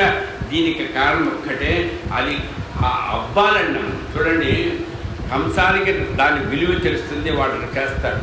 అట్లాగే మనకు రుచి తెలియాలి. ఆ రుచి తెలిసిందంటే అది ఎంత ఆనందం. అందుకని అక్కడికి వచ్చి ఆగిపోవడం అనేది కూడా ఆయన చేసేది. గుర్రం ఆగిపోయిందా? అది జంతువే కదా. మనిషి ఆగాడా? ఎందుకు ఆగాడు? గుర్రం ఆగింది కాబట్టి ఆగాడు, లేకపోతే ఆగి ఉండేవాడు కదా అయ్యాడు. గుర్రం ఆగింది, నాకు ఏం చేయాలి? ఏదైనా కదా దానా వేయాలి. అప్పుడు మళ్ళీ స్టార్ట్ అవుతుంది. ఆ దానా కోసం ఏం చేశాడు? తను కూర్చున్నటువంటి ఇది కొనపడి సంచి లాంటిది కింద ఉంది, దాన్ని తీశాడు. లోపల నుంచి తీసి విదిలిచ్చాడటండి పక్కన ఎక్కడో. అది ఏం చేసింది? దాంట్లో ఒక బల్లి పడింది. ఆ బల్లి వీడు చూడలే, ఎక్కి వచ్చినవాడు చూడలే. ఆ గుర్రం ఎక్కడి నుంచి వచ్చింది? ఔరంగాబాద్. ఎవరు వచ్చారు దాని మీద? ఈయన ఔరంగాబాద్ అని మీకెట్లా తెలుసా? ఏమైనా కళ్ళ కనిపించాడా? కాదు, హేమాదిపంత రాదు. హేమాదిపంత రాయలే, ఎట్లా రాశాడు అని చెప్పాడు. ఎవరు? సాయిబాబా. ఇది కథ కాదు, జరిగిన కథ. అది జరిగిన కథలో ఎక్కడి నుంచి వచ్చాడు అంటే ఆయన బాబా దగ్గర టైం ఉంది కదా. ఏదో తర్వాత పోయి బస్తాలో ఏదో శనగలో తెచ్చి దాన్ని దాడా వేయాలి. అందుకని ఆయన ఏం చేశాడో వచ్చాడు లోపలికి. అంతకుముందే వచ్చేసింది ఇది, ఈ బల్లి. ఔరంగాబాద్ నుంచి దాని చెల్లెలు వస్తుందని అన్నాడు కదా. ఈయన వచ్చాడు, ఏంది ఔరంగాబాద్ నుంచి దాని చెల్లెలు అంటాడు. ఈయన పోయి స్నానానికి వెళ్ళి ఎప్పుడు వస్తుందో చూద్దామని ఇస్తాల్సి వస్తున్నాడు. ఆయన అడుగున్నాడు, నాలంటున్నాడు, పిచ్చోడు చూస్తున్నాడు. వచ్చాడు ఈయన మనిషి. బాబా నమస్కారం, మీ గురించి విన్నాను, ఆశీర్వదించండి. నేను ఔరంగాబాద్ నుంచి వచ్చాను. అయిపోయాను. లొకేషన్ తెలిసిపోయింది. ఎక్కడి నుంచి వస్తానని అన్నాడు. ఔరంగాబాద్ నుంచి బల్లి వస్తాడని చెప్పాడు. ఇది నేను స్నానానికి పోయినాడు, మనిషి వచ్చాడు. బల్లి కాదు, ఈయన మనిషే. అది ఆధారాలమ్మా. నా చేతికి ఆనుకుంది ఏదో ఉంది ఈగ. అక్కడి నుంచి ఇక్కడ దాకా వచ్చాను, ఇక్కడ దాకా వచ్చాను. ఈగ ఇక్కడ దాకా వచ్చింది. ఈగ వచ్చింది అక్కడ దాకా. నా చేతి మీద కూర్చున్నదో, వీపు మీద కూర్చున్నదో ఇక్కడ దాకా వచ్చి ఇష్టానంగానే చచ్చింది. అయిపోయి ఇక్కడ దాకా వచ్చిందా చచ్చిందంటే అర్థం చేసుకోండి. అంటే ఏది ఈ శరీరం ఒక ఆధారం దానికి. అలాగే ఆ గుర్రము వాడికి మరి ఎందుకో పని మీద షీడికి ఎట్టుపోతాడో వచ్చాడు. ఇవన్నీ జరిగినాయమ్మా. ఇదంతా కాలం అంటారు చూడండి. కాలాయ నమః, కాలకాలాయ నమః, కాలరత్పదమునాయ నమః, మృత్యుంజయాయ నమః, అమర్త్యాయ నమః, మర్త్యాభ్యప్రదాయ నమః. ఈ నామాలు సాయినాథ అష్టం. ఇంకోటి నేను గుర్తు చేస్తున్నా, ఈ నామాలు మొత్తం ఎక్కడున్నాయి తెలుసమ్మా? శివుడి యొక్క అష్టోత్తరంలో ఉన్నాయి. ఆయన కాలస్వరూపుడు అండి, ఆయన మృత్యుంజయుడండి, ఆయన కాల తత్వాన్ని అంటే ఒక పాము లాంటి సెగగొట్టేటువంటి ఆ పాము కూడా నియంత్రించగలిగిన వాడండి ఆయన. ఎవరు?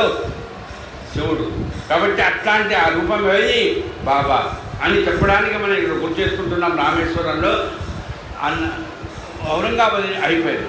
ఔరంగాబాద్ నుంచి వచ్చినాడు ఆయన అన్నాడు, నేను స్నానం చేస్తున్నా మళ్ళా రాపమ్మన్నాడు. ఆయన బయటికి పోయినాడు, ఇది వచ్చిందండి, అది ఇది రెండు ఆడుతున్నాయి. ఎంతంత రాస్తాడంటే నిజంగా అక్క చెల్లెళ్ళు మా అక్క అబ్బాయి నాన్న అక్క అని కలుసుకుంటారు. మగవాళ్ళతో తొందరగా కలుసుకోరు. వీళ్ళకి ఏదో అభిమానం ఉన్న ఆస్తి కాస్త విన్నుకుంటాడు. వాడు ఏదండి మగవాళ్ళకి ఎందుకు మరి అంత ఆ ప్రేమను ఉండవో నాకు కూడా తెలియదు. ఆడవాళ్ళు నాయనో పిన్ని బాబాయి పిల్లలైనా కానీ లేదా ఇంకొకరు కానీ కలుసుకోవడమే అంతే. ఇంక వీళ్ళు మొగుడు కానీ ఇంకొకరు కానీ ఇంక మగవాడు ఇంతే అయిపోయింది. ఇంక నా బతుకు ఇంకంతే పోరాట పడాల్సిందే. వీళ్ళు చుట్టుకుంటుంటారు. ఆడవాళ్ళు మాత్రం పోరు నాయను. దానికి చెల్లెదేంటి అక్కేంది, అసలు దానికి చెల్లెదేంటి అక్కేంది బావగారు ఉంటాయండి మనకు డౌట్. కానీ ఆడుకున్నాయి. అప్పుడు బాబా చూశాడు. బాబా చూస్తూనే ఉంటాడు. ఆయనకు లేదా దృష్టి చరాచర జగత్తు కదలికలన్నీ ఆయనకు తెలుసు. ఈశ్వరుడైనా ఆయన చెప్పానుగా, అదిగో దాని చెల్లెలు వచ్చింది ఔరంగాబాద్ నుంచి. అయిపోయింది. కన్ఫర్మ్డ్. ఏదంటే వచ్చిందా డాక్యుమెంట్ చూడు, వచ్చిందా? అది కాదటండా, ఇది కాదు. వచ్చిందా రాలేదా అని చెల్లెల అక్క కాదు. ఎంత ఆనందంగా ఉందో చూడు. అంటే జీవరాశులన్నీ కూడా ఆనందపడతాయి, దుఃఖపడతాయి, ఏడుస్తాయి. జటాయు ఏడ్చిందండి, బా రామా ఈ చెయ్యి కనుక వాడు కొట్టకుండా ఉంటే రావణుడు వేసుకుంటుండేవాడిని నేను. నాకైతే చేతగాలే పోయింది. కనీసం నీ నిన్ను దర్శించుకున్నా. అందుకని చెప్తున్నా, ఆ ఎవరండి రాముడంటే సత్పుణ్య సంపన్నుడు ఆయన. కానీ సకల చరాచర జగత్తును కూడా ఏం కావాలో వాళ్ళకి అది ఇచ్చేటువంటి పరమాత్మ ఆయన. అందుకని ఆ రాముడు ఏం చేశాడట, ఎంత చక్కటి దానివమ్మా, నా కోసం చెయ్యి పోగొట్టుకున్నా. నాకు ఎవరి కోసం పోగొట్టుకున్నదండి? బంధువుల కోసమా? కాదే, రాముడి కోసం అండి. అయినా ఆనందంగా పోయి. అందుకని మనకి ఎన్ని కష్టాలున్నా మన గురువు కోసమో మన పరమాత్మ కోసమో మనం ప్రాణం పోగొట్టుకుంటే ఎంతండి? అట్లా పోతుందండి. అయ్యా గురువుగారు కాస్త మా అమ్మాయికి ఏదో ఇబ్బంది కదా చూసి వస్తాను తర్వాత పోతాను. ఏందమ్మా చాలు, ఆ ఛాన్స్ దొరికేది చాలు. పక్షి అండి అది, ఇక్కడ బల్లెండి ఇక్కడ. అంటే దీని ఆనందం ఆయనకు తెలుసు. టిక్ టిక్ అంటే తెలుసా సార్ దాని అర్థం? కాదండి, దాని భాష కాదది. అది ఆనందపడడానికి ఒక రకమైన సంజ్ఞ. అది ఒక అంతే. కుక్క భూ ఉంటుంది, తోక ఆడిస్తుంది, ఏమిటి ఆనందంగా ఉందని. అలాగే ఆ జంతువులకు వాటికి భాష రాదు, కానీ భావన ఉంటుంది, ఆనందం ఉంటుంది, కష్టము ఉంటుంది. ఆ కష్టము ఆనందము తెలుసుకునేవాడెవడు? ఈశ్వరుడమ్మ. శ్రీ మహావిష్ణువు చూడగలుగుతాడు, ఈయన శివుడు చూడగలుగుతాడు. అంతే, ఎవరు వేరేవాడు చూడలేరు. అట్లాంటి అంత శక్తి ఇప్పుడు బలికల విన్నాం. జటాయు కథను అన్వయం చేస్తున్నాం. అది పరాత్మకమని ఇప్పుడు గుర్తు చేస్తున్నాను. దీక్షిత్ గారు రామాయణం చూస్తున్నారు, బాబా పక్కన కూర్చొని ఉన్నాడు. నేను అందుకనే చెప్తాను, భగవంతుడైన వాడు ఆ శ్రీ మహావిష్ణువు కానీ ఆ శివుడు కానీ తన గురించి కనుక ఎవరైనా కనుక ప్రేమతో వింటూ చదువుతూ చెప్తూ ఉంటే అక్కడ కూర్చొని వింటారటండి. దానికి ఉదాహరణే దీక్షిత్ గారు రామాయణం చెప్తుంటే సాయిబాబా వింటుంటే సాయిబాబా పక్కనే హేమాధిపతి ఉన్నాడట. హేమాధిపతి ఇట్లానే ఒక శాలువ వేసుకొని కూర్చున్నాడట, వింటున్నాడట. ఆయన ఏదో ఆంజనేయ స్వామి గురించి చెప్తున్నాడట. ఎవరు? రామాయణంలో. వింటూ ఉంటే ఈ శాలువ పైకి తేలు వచ్చిందండి. ఈయన చూశాడు, అమ్మ బాబాయ్ తేలన్నాడు. పక్కన ఎవరున్నారండి? సాయిబాబా ఉన్నాడు. ఇట్లా కూర్చొనే ఉన్నాడు. అయ్యగారండి దూరంగా గారి దగ్గరే కూర్చుంటే, బాబా నా చదవ తేలు వచ్చింది బాబా, చచ్చుండేవాడిని బాబా, మీరు పక్కన ఉన్నారు కదా అన్నాడు.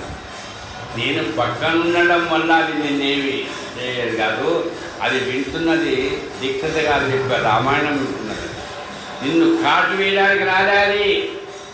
అదే విష జంతువు కాటు వేస్తుంది పొడిచి, అట్లాంటిదే రామాయణం విన్నదంటే మనుషులైనా మీకు వినడానికి ఏం రోగం? అర్థం చేసుకోండి అమ్మా. కథ నేనేదో సినిమా డైలాగ్ ఎంత నిజంగా ఎన్ని చెప్పినా అదంతే కుక్క తోక వంకారు అన్నట్టు వాడు బుద్ధులు అంతే. ఇన్ని మనం వింటున్నా బాగా చెప్తున్నాడు, అది నిన్ను చంపడానికి రాలే, నీకు కాటు వేయడానికి రాలే, అది హాయిగా ఉంది కాలువ మీద. నువ్వేం దానికోసం ఏదో పరుపు వేయలే, మంచం వేయలే, కూర్చోవమ్మా అని చెప్పలే, హాయిగా నీ పైకి కూర్చుంది దర్జాగా చూస్తున్నా మీకు. అది అదిగో దీక్షితుగా మన కాకా చెప్తుంటే వినడానికి వచ్చిందిరా అన్నట బాబా. అదండి హరిహరాత్మకుడైనటువంటి భగవంతుడైనటువంటి ఆ గురువు ఎప్పుడు కూడా ఏ జీవిని కూడా నువ్వు కష్టపెట్టదు. అది చేయవలసిన పనిలో అది చేస్తున్న దాన్ని నువ్వు అసలులో పెట్టు. అది కథ వినడానికి వచ్చింది, నీకేం రోగంలా? నిజంగా జీవులన్నీ కూడా భగవంతుడి సేవలో నిమగ్నమైతే ఆ భగవంతుని దర్శించుకోవడానికి 30 తిప్పలు పడుతున్నాం మనం. నేను మీ దర్శనాన్ని ఏమండలేదు. 3 జంతువులమ్మా. ఇక్కడ ఉన్నాం మనం, రామేశ్వరంలో ఉన్నాం, కానీ 3 జంతువులు ఒకదానికి ఒకటి పడవు. ఆ 3 జంతువులు కూడా ఎవరి సేవ చేశారు? శివుడి సేవ చేశారు. ఆ 3 జంతువులు శివుడికి సేవ చేస్తే ఆ ఊరికి ఒక పేరు వచ్చింది ఆ 3 జంతువులతో. తెలుసుగా మీకు? ఏదైతే పదిలో అడిగినట్టు చెప్తున్నారు, తెలుసు మీకు? అంటే శ్రీకాళహస్తి, ఏనుగు, సాలెపురుగు, పాము, ఏంటండి బ్రాహ్మణుడు, రెడ్డి కాదన్న, ఇది జంతువులమ్మ. జంతువులు 3 కూడా శివలింగానికి. ఒకడేమో చక్కగా నీరు వస్తుంది, ఒకడేమో అంత ఏదో చేస్తుంది. అన్నీ దేనికి దానికి. ఇది ఎందుకు ఇట్లా చేసింది అనుకుంటుంది మన తరపాన. ఇంకోదోడు పనికి వాడినవాడు లేదండి.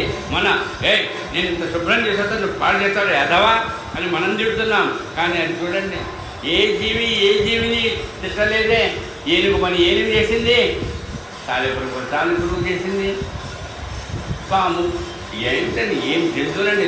చిన్న సాలెపురుగు ఎంతండి, పాము ఎంతండి, ఏనుగు ఇంకా ఎంతండి బాబు. ఒకసారి సాలెపురుగు చిన్నది, అది అల్లుతుంది.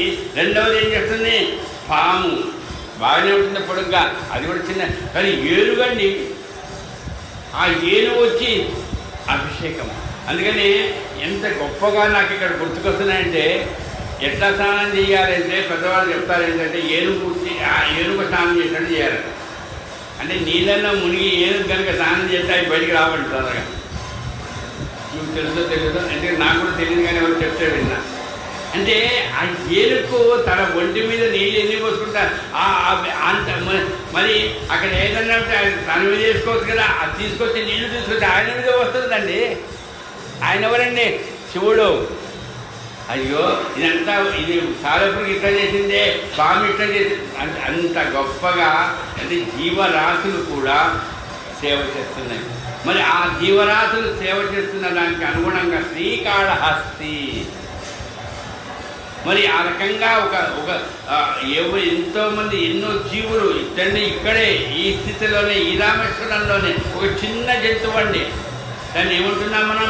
ఉడతా పాటలు కూడా వచ్చినాయి. అది ఇసుక పోసిందటండి, తెలుసుగా?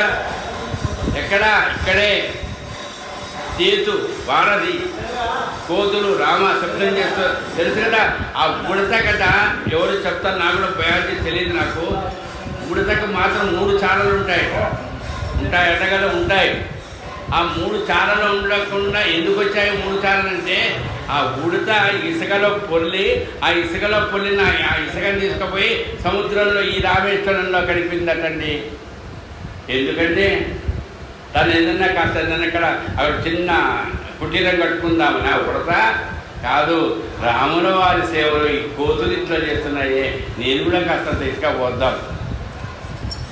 ఎంత బాగా గుర్తుపెట్టుకుని తల్లి, దయచేసి కోపంగా అనిపిస్తాయి నాకు నా మాటలు, నా దుర్గడం ఏమో కూడా తెలియదు. ఎవరైనా ఒక మంచి కార్యం చేస్తుంటే ఏం చేస్తారంటే ఎక్కువ మంది పుల్లలు పెట్టడానికి సహకరిస్తారు. ఆడ పొద్దున్న నాకు తెలిసినండి వాడు ఎదవాడు. నువ్వు చెయ్యా, నువ్వు చెయ్యడండి. భగవత్ కార్యాలకు అట్లా చేయరు, గురువు తత్వంలో అట్లా చెయ్యరు. ఎంత బాధ పెడతా, ఎవరండి బాధ పెట్టేది? అదే ఆ భగవంతుడిని నమ్ముకున్నవాడు. కానీ జంతువులమ్మా, వాడికి భగవంతుడు ఇట్లా నమ్మకము చమ్మకము రుద్రమ విష్ణు సహస్రనామాలు వచ్చా, లలితా సహస్రనామం వచ్చా? ఉడతకు శ్రీరామచంద్రమూర్తి ఎంత సద్గుణ నిధి దానికి తెలుసా? చూస్తున్నదండి, చూస్తున్నా మనకు బుద్ధి రాదండి బాబు, చూస్తున్నా బుద్ధి రాదండి.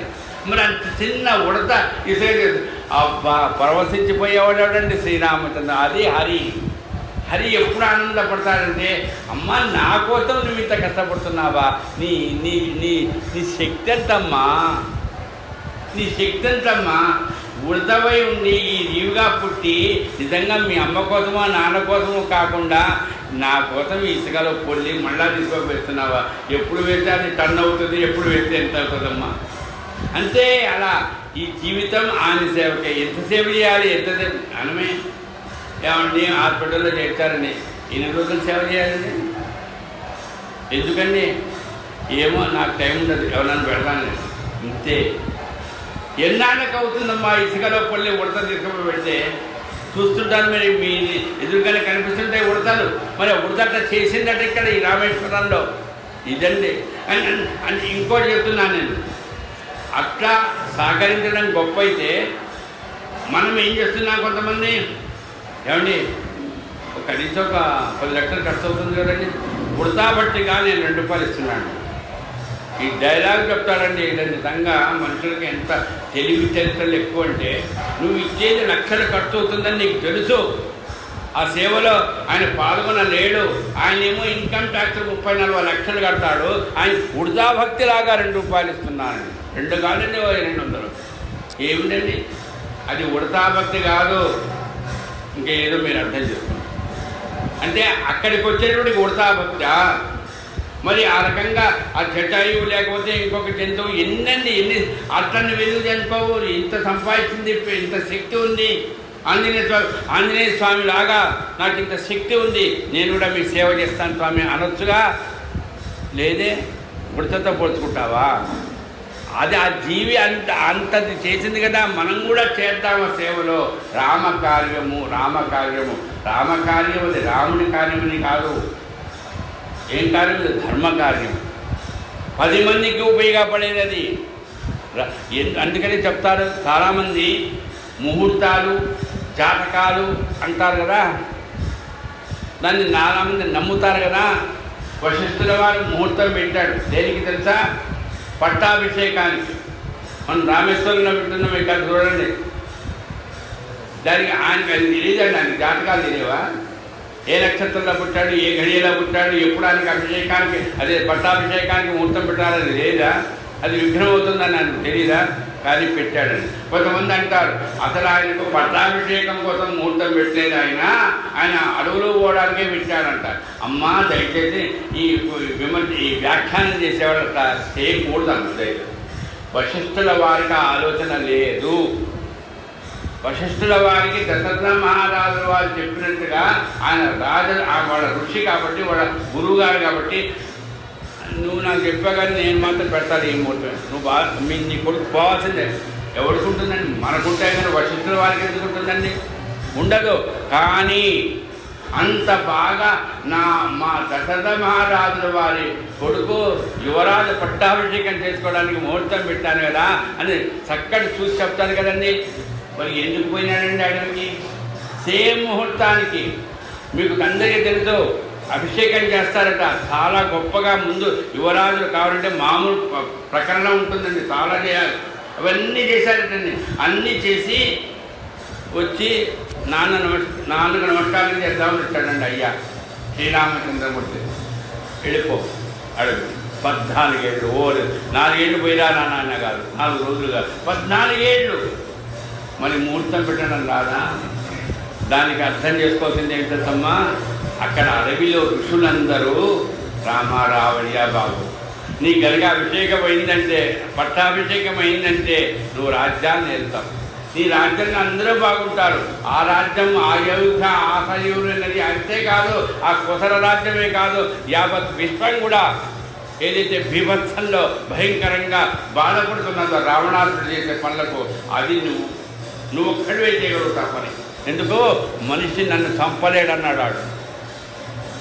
అందుకనే వీళ్ళందరూ ఇంత పట్టుబట్టారు. మీరందరూ ఇంత చక్కగా ఈ రామేశ్వరంలో మనం సత్యత్ర వినాలి వినాలి వినాలి అని పట్టుబట్టారు. కాబట్టి నాకు కాళ్ళు నడకత లేకుండా ఉంటే నేనేమొస్తాను? ఏదో కాస్త 4 అడుగులు వేస్తున్నా, 10 అడుగులు వేసే చోట ఆరోగ్యంగా ఉన్నా.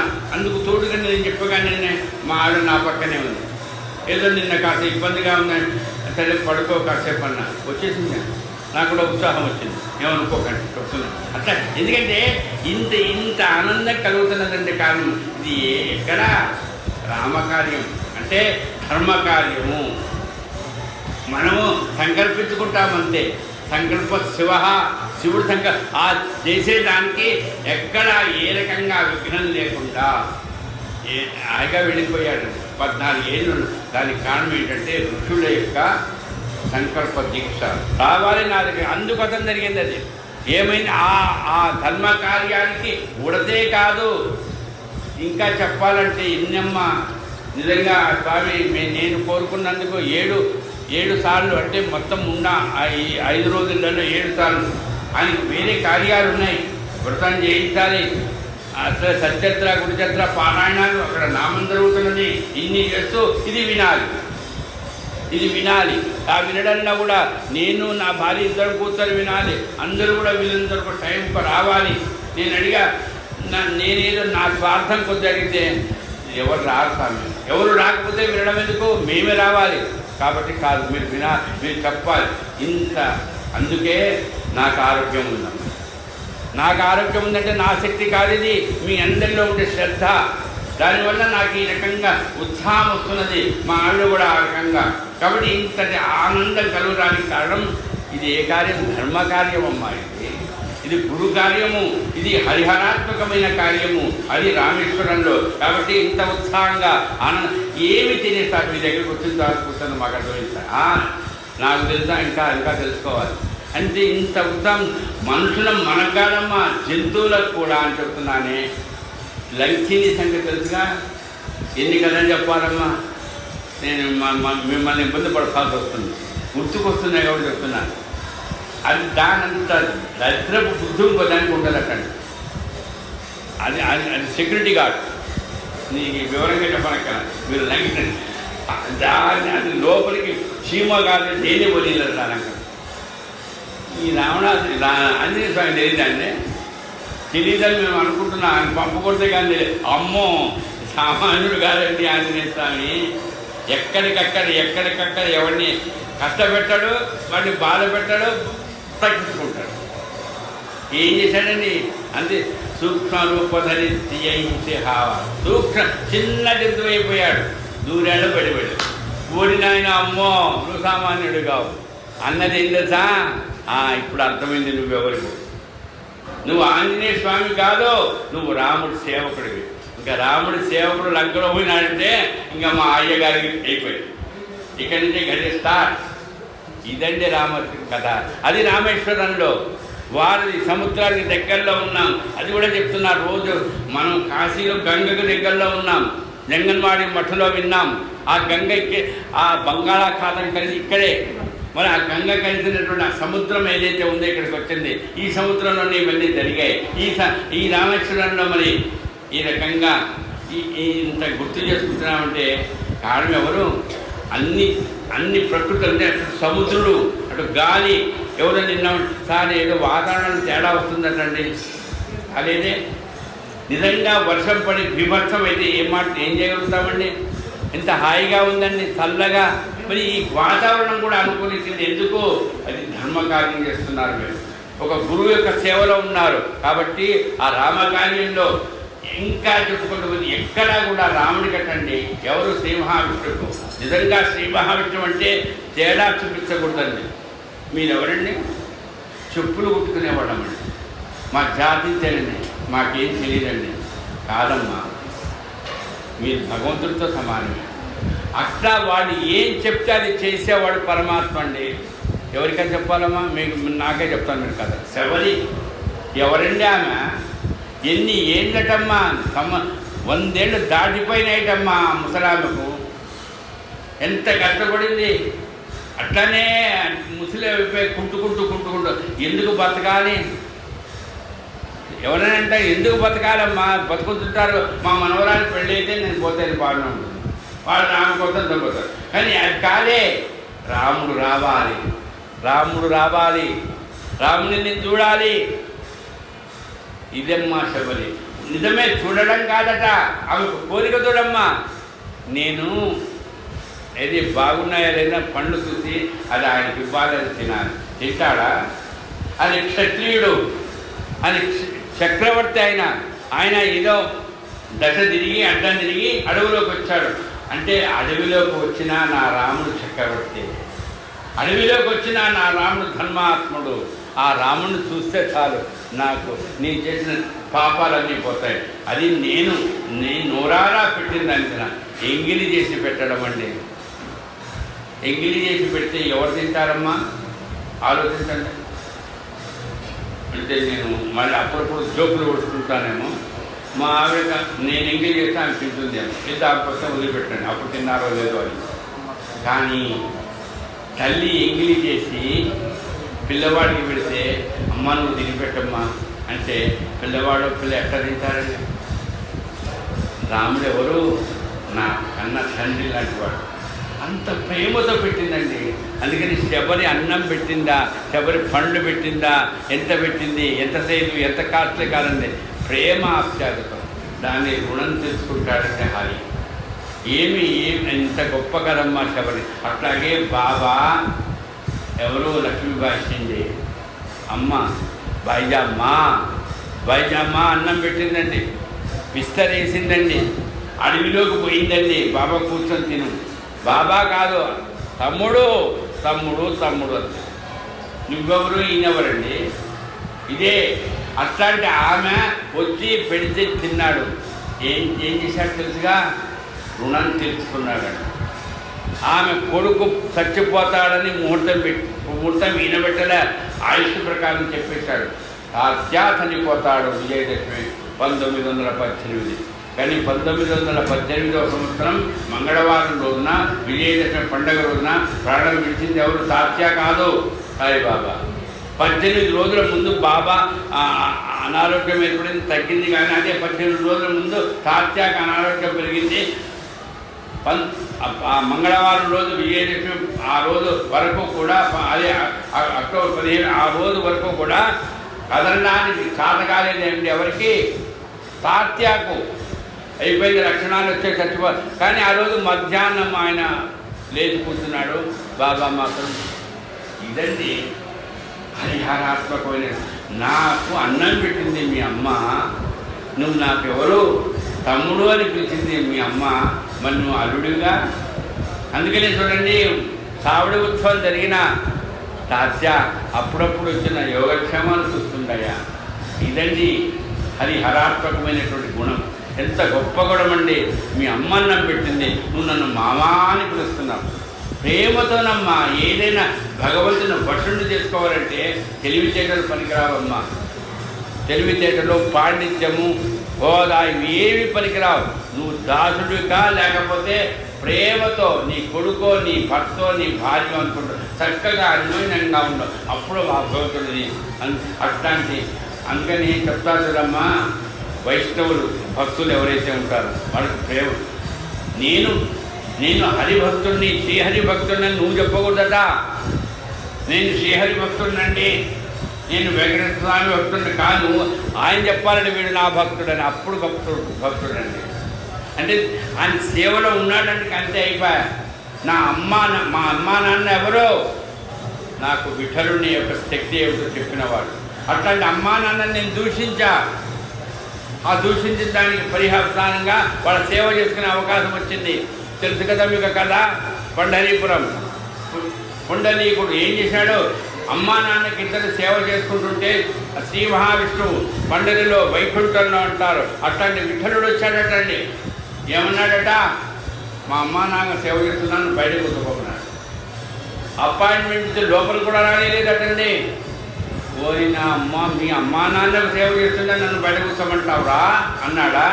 కూర్చున్నాడటండి. అదే ఇప్పుడు బిడ్డలు ఇదండి చరిత్ర అండి, ఇది కాదు జరిగింది, ఇది మనకు మాత్రం అట్లా ఏంటి. ఎక్కడున్నారండి? నామని చెప్తున్నామండి. ఎక్కడంటే ఉన్నారండి? సత్యత వింటున్నామండి. మనం ఒక సేవలో ఉన్న తర్వాత అదే అన్నీ అంతే కాదండి. టైం అయిందండి, దర్శనాన్ని పోవాలండి, మొన్ననే పోయి నిన్ననే పోయితే మళ్ళా ఏంటంటే నీ ఆలోచన ఏమిటి? రామేశ్వరంలోకి వచ్చి గురువు చరిత్రను గుర్తు చేసుకోవాలి. రామేశ్వరంలోకి వచ్చి నామం వినాలి. ఎంత రాత్రి అయినంత, ఎంత పగలైనా, ఎంత వీలైతే అంత విశ్రాంతి తీసుకోకుండా. దేనికి విశ్రాంతి? ఈ శరీరానికి. అలసట ఉండదండి, కానీ మనం బద్ధకంగా ఆలోచన చేస్తాం. అలాంటివి లేకుండా వీలైనంత వరకు అంతే. అట్లాంటివి చేయకుండా ఇంకేవేవో ఏమండి ఎవరు అన్నారండి ఇక్కడి నుంచి 100 కిలోమీటర్లంటే పోయిస్తామండి దేనికి. కాబట్టి ఎంతసేపటి ఈ ఆలోచనలు ఏవి చేయవు, ఏవి జంతువులు ఏవండి, అవి ఎందుకు వస్తాయి, అవే చేసిపోతాయి అంతే. అట్లాగే మనము ఈ సేవలో ఎంత ఆయన చెప్పారో ఆయన నిర్వహిస్తున్నారు, సంకల్పించారు, నలుగురు సహకారం తీసుకుంటున్నారు. ఆయన కృతజ్ఞత తెలుపుకోవాలి కాదు, రుణం తీర్చుకోవాలి కాదని. ఇలాగే మనం వచ్చింది దేనికి? ఇంతే. ఈ వచ్చిన దాంట్లో వేరే వాడు ఎన్నో వచ్చినా అన్ని పక్కకే అంతే. తప్పు కాదు. ఇప్పుడు నేను చెప్తున్నా, ఎవరు కుండలీకుడు చేశాడండి. అందుకనే మన దాస్గఢ్ మహారాజ్ అంటారు, తెలుసు కదా మీకు, హారతులు పాడతారు. అంటే పుండలీకుడు ఏ రకంగా భక్తి మార్గంలో ఉన్నారో ఆ రకంగా నాకు నువ్వు ఆ సేవ చేసుకునే అవకాశం ఇవ్వయ్యా. ఇదండి మన సచరిత్ర, ఇదండి మనం బాబా భక్తులుగా నేర్చుకోవాల్సింది. చాలు. అట్లాంటి ఈ నిమగ్నంగా ఎక్కడ దేంట్లో మనం ఉన్నామో దాంట్లోనే. నేను మ్యాథ్స్ ఎంఏ కావాలి, మధ్యలో ఎవడో వచ్చి చెప్తాడు హిస్టరీ చాలా గొప్పదండి, పోతాడా? పోడండి. ఇంకొక ఆయన ఎవరో వచ్చారండి, కాదండి ఇంజనీరింగ్, పోడండి. మ్యాథ్స్ అంతే, సిఏ అంతే. అట్లాగే మనం ఈ సేవలో ఉందామంతే. ఆయన తోడుందాం. ఆయనకు అన్నీ తెలుసు, కానీ తోడుండడం వల్ల నేను గొప్పవాడిని అయిపోయినా కాదు, ఆ తోడుంటే చాలా అన్నంత ఆలోచనతో, దాత భావనతో మనం కనుకుంటే పక్షులు, జీవులు కూడా అట్లా నియంత్రించబడతాయి. నీకు ఇక్కడ చివరిగా గుర్చేస్తున్నాను, 6 గంటలు కాబోతున్నది. ఇక్కడ కాశీలో ఎవరు వెళ్ళినా మామూలుగా మన సాంప్రదాయాలు చెప్తారు. సరే, గంగలో స్నానం చేయడం ఇవన్నీ కాశీ క్షేత్ర నివాసంట. అది ఎన్నిసార్లు విశ్వనాథుడు దర్శనం చేసుకున్నది ముఖ్యం కాదు, ఆ క్షేత్రంలో ఉంటే చాలదు. అట్లానే కాశీలో ఒక సాంప్రదాయం ఉంది, శివలింగ ప్రతిష్ఠ చేస్తారు. మరి ఇక్కడ రామేశ్వరంలో నాగ ప్రతిష్ఠ చేస్తారు. ఇది ఒక సాంప్రదాయం. ఇక్కడ శివలింగ ప్రతిష్ఠ చేశారు శ్రీరామచంద్రమూర్తి. కానీ మనం కూడా శివలింగ ప్రతిష్ఠ చేయమని కాదు. అదేంటండి, అదే చూడండి ఎంత గొప్ప ఆధ్యాత్మికమైన ఖజానా ఉందో చూడండి. ఎందుకంటే శివుడి యొక్క ప్రతిష్టను చేసిన శ్రీరామచంద్రమూర్తి తనకు వచ్చినటువంటి దోషాన్ని పోగొట్టుకోవడానికి శివుని ప్రతిష్ఠ చేస్తే, ఈ దోషాలకన్నిటికీ కారణమైనటువంటి సకల జీవులు నీకు ఇబ్బంది పడుతున్నాయి.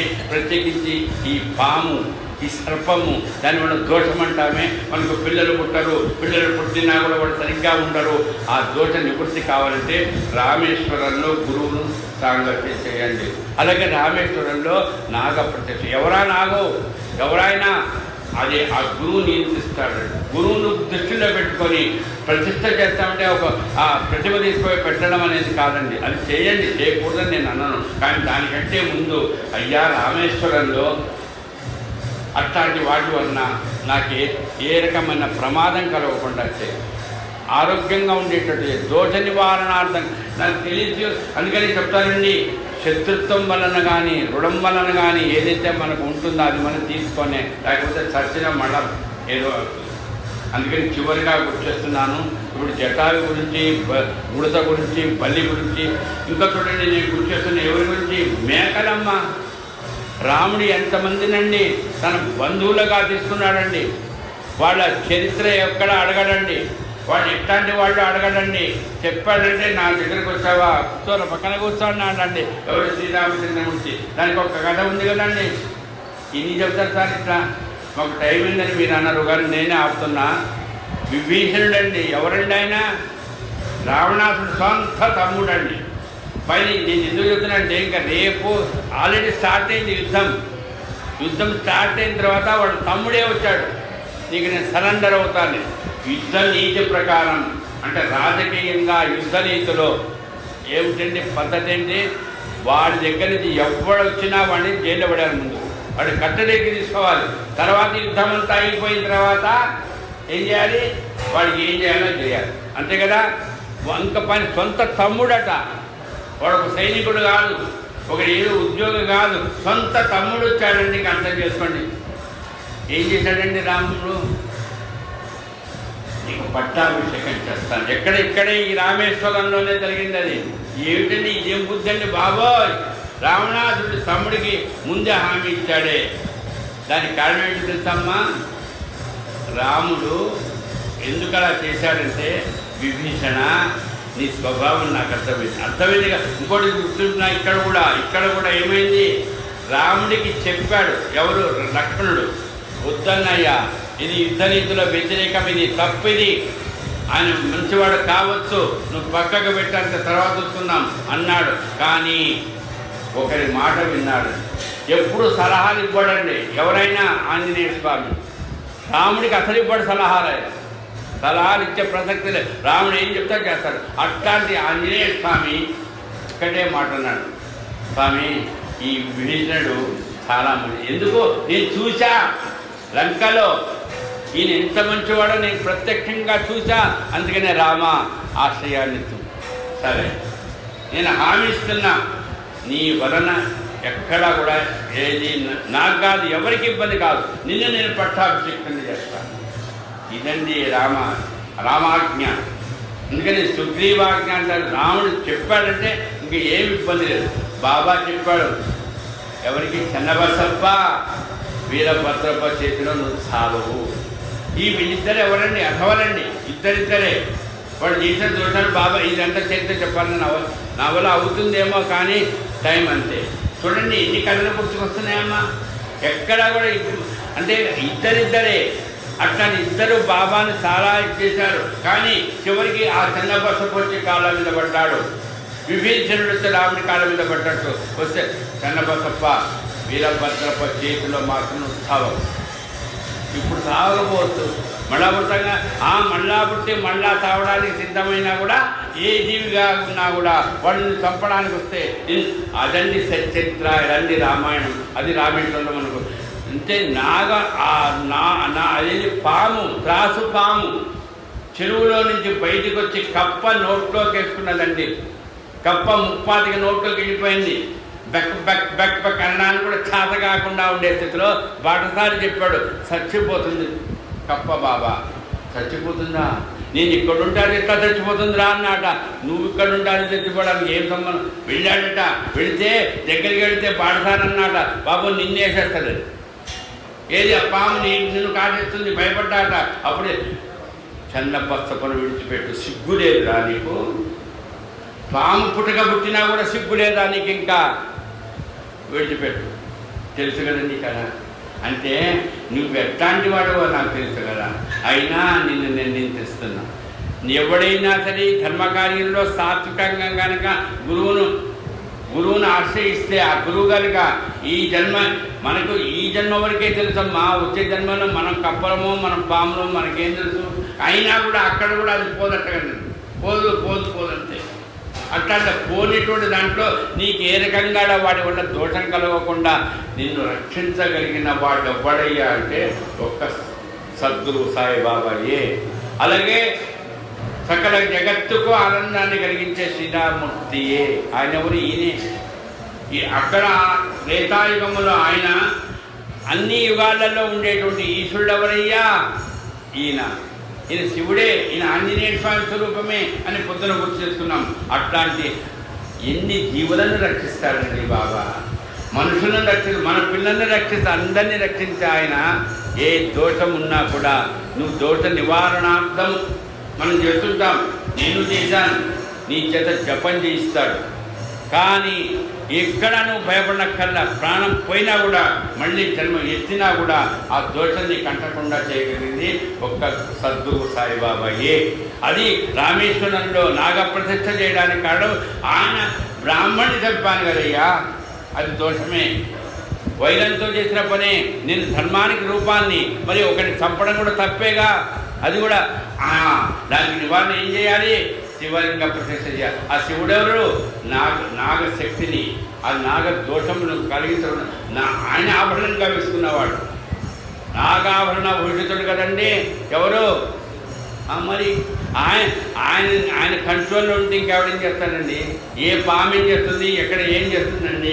మరి అట్లాంటి ఆ శివుడు, ఆ రాముడు చేసినలాగా మనం ఎక్కడ నాకు ఏ దోషం అంటదయ్యా బాబా, హరాత్మకమైనటువంటి క్షేత్రానికి వచ్చాను. ఇలా మననం చేసుకోవడం వల్ల ఇంతకంటే నేను ఏం చేయగలుగుతాను? నేను ఇంత చేస్తాను స్వామి, కనీసం 10 లక్షలు కడితే నాగప్రతిష్ఠ చేస్తాను. పోకండి అమ్మ గర్వాలు. నేను ఈ అనుభవం కూడా చెప్పడానికి టైం లేదు, అప్పుడు 6 అయిపోయింది. మేము కూడా ఎవరో చెప్పారు, చాలా ఆలోచన కలిగింది. కానీ మా ఆవిడ ఇక్కడే ఉంది, ఆమెకు కళలో కనిపించడం. ఎక్కడ చేస్తావమ్మా? నీతోనే ఉంటానమ్మా నేను. అడగండి కావాల్సిన తర్వాత ఆ మొన్నాడు మానుకున్నామండి, హాయిగా ఉంది. ఎవరు చేసిందనంటే బాగా, అంటే ఏదో చెయ్యాలి, చేయిస్తాడు. కానీ ఆందోళన పడకండి. ఎలా ప్రతిష్ట? ఏం ప్రతిష్ట చేస్తావమ్మా? నాగ ప్రతిష్ట చేస్తావా? అంత ఎక్కడ, ఏ క్షేత్రము, ఎంత ఖర్చు అవుతుంది? ఇదే గోల అమ్మా. నాతో పాటు నువ్వు ఉంటే మనం మా బతుకుని నిద్రపోతామా? పోతారు. అది మన పక్కన నాగబాము ఉన్నా కూడా మనం హాయిగా నిద్రపోతామన్నా. ఎప్పుడో సద్గురువును మనం సేవించుకుంటూ ఉంటే, గురువును సేవించుకుంటుంటే దాని మీద పడుకున్నా అది మనల్ని ఏం చేయదు. పాము ఎవరికండి? పాము చెప్పరా? చిన్నపిల్ల శ్రీ మహావిష్ణువుకండి. మరి ఆభరణం ఎవరికమ్మా? పాము శివుడికండి. హరిహరాత్మకమైనటువంటి చరిత్ర కాదండి, అనుభవం కలిగిన రామేశ్వరంలో ఈ రకంగా మీ ముందు నిజంగా నాకు, నా కుటుంబానికి, మా దాంపత్యాలకి మీరు ఆశీర్వదించడం ఇవ్వండి చాలు. ఎవరు అడుగుతున్నారు? మీరా అమ్మా? ఒక్కటే, నేను హేమాడి పంత్ అంతటి వాడిని కానే కాదు, దాతనంత వాడిని కూడా కాదు. కనీసం ఆవిడ చెప్పిన దాన్ని నోరు విప్పు మననం చేసుకుంటున్న నాకు ఇదే ఆనందం. మా ఇద్దరికి, మా కుటుంబానికి అందించే శక్తి మీకుంది. మొదట్లో ప్రారంభం చేసేటప్పుడు చెప్పాను, మీరు సముద్రం లాంటి వాడు, మీరు ఏమైనా చేయగలరు. డాక్టర్ తక్కువవాడా? ఆయన తక్కువవాడా? ఎన్ని హోదాలండి, లౌకికంగా ఎంత సంపాదించారండి. కానీ కాదండి, అది గురువు సేవలోనే వెళ్ళాలి. ఆనందంగా ఉండాలి మనం అంతా. నేను ఒక్కనే కాదు, అందరూ ఆనందంగా ఉండాలి. ఎంత వాడు ఎక్కడా దిగులు పడకూడదని అంత చక్కటి సహకారం ఇస్తున్న మీ అందరి ఆశీర్వచనపూర్వకంగా చివరిగా ఒక పాటను మననం చేసుకొని మేము ముందు నేను సెలవు తీసుకుంటాను. రేపు పొద్దున లేదనుకుంటాను, రేపు మధ్యాహ్నం అది ఈ రకంగా 4 నుంచి మీ ముందు సత్యత్రను హరిహాత్మకంగా అన్వయం చేసుకుంటూ మననం చేసుకుంటాను.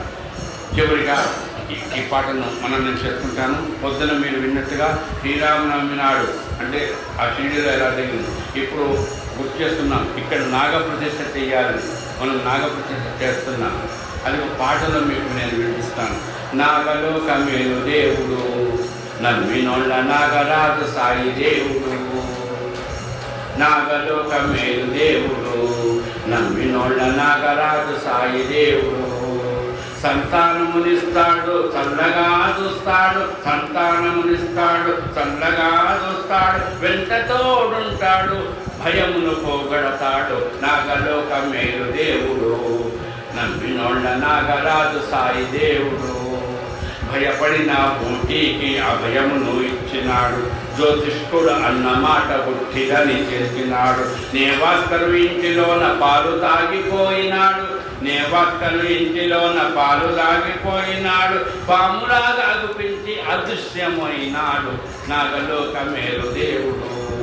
జరుగుబోవు ఆపదను ముందే సూచించాడు. ద్వారకమాయిని నమ్ముక భయమెందుకు అన్నాడు. విషజంతువు శక్తిని నిర్వీర్యము చేశాడు.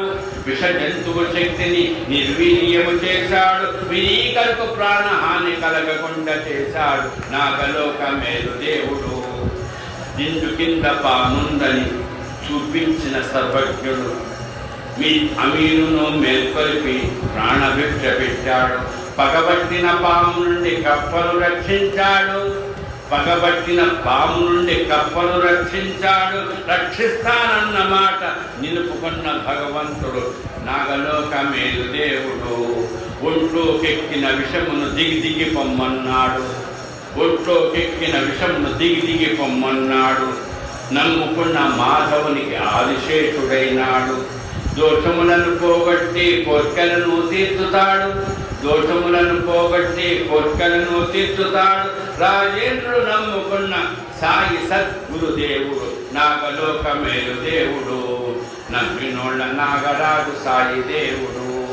సంతానమునిస్తాడు, చల్లగా చూస్తాడు, వెంట తోడుంటాడు, భయమును పోగొడతాడు నాగలోక మేలు దేవుడు. నమ్మినోళ్ళ నాగరాజు సాయి దేవుడు. కరికరకుటుంబా కాయకుటుంబా శ్రవణనేనిటుంబా మానసుంబాపరాధం విహితమైపితంబా సర్వమేత క్షమస్వ. జయ జయ కరుణాభే ప్రభో శ్రీ సాయినాథ శ్రీ సచ్చిదానంద సద్గురు సాయినాథ.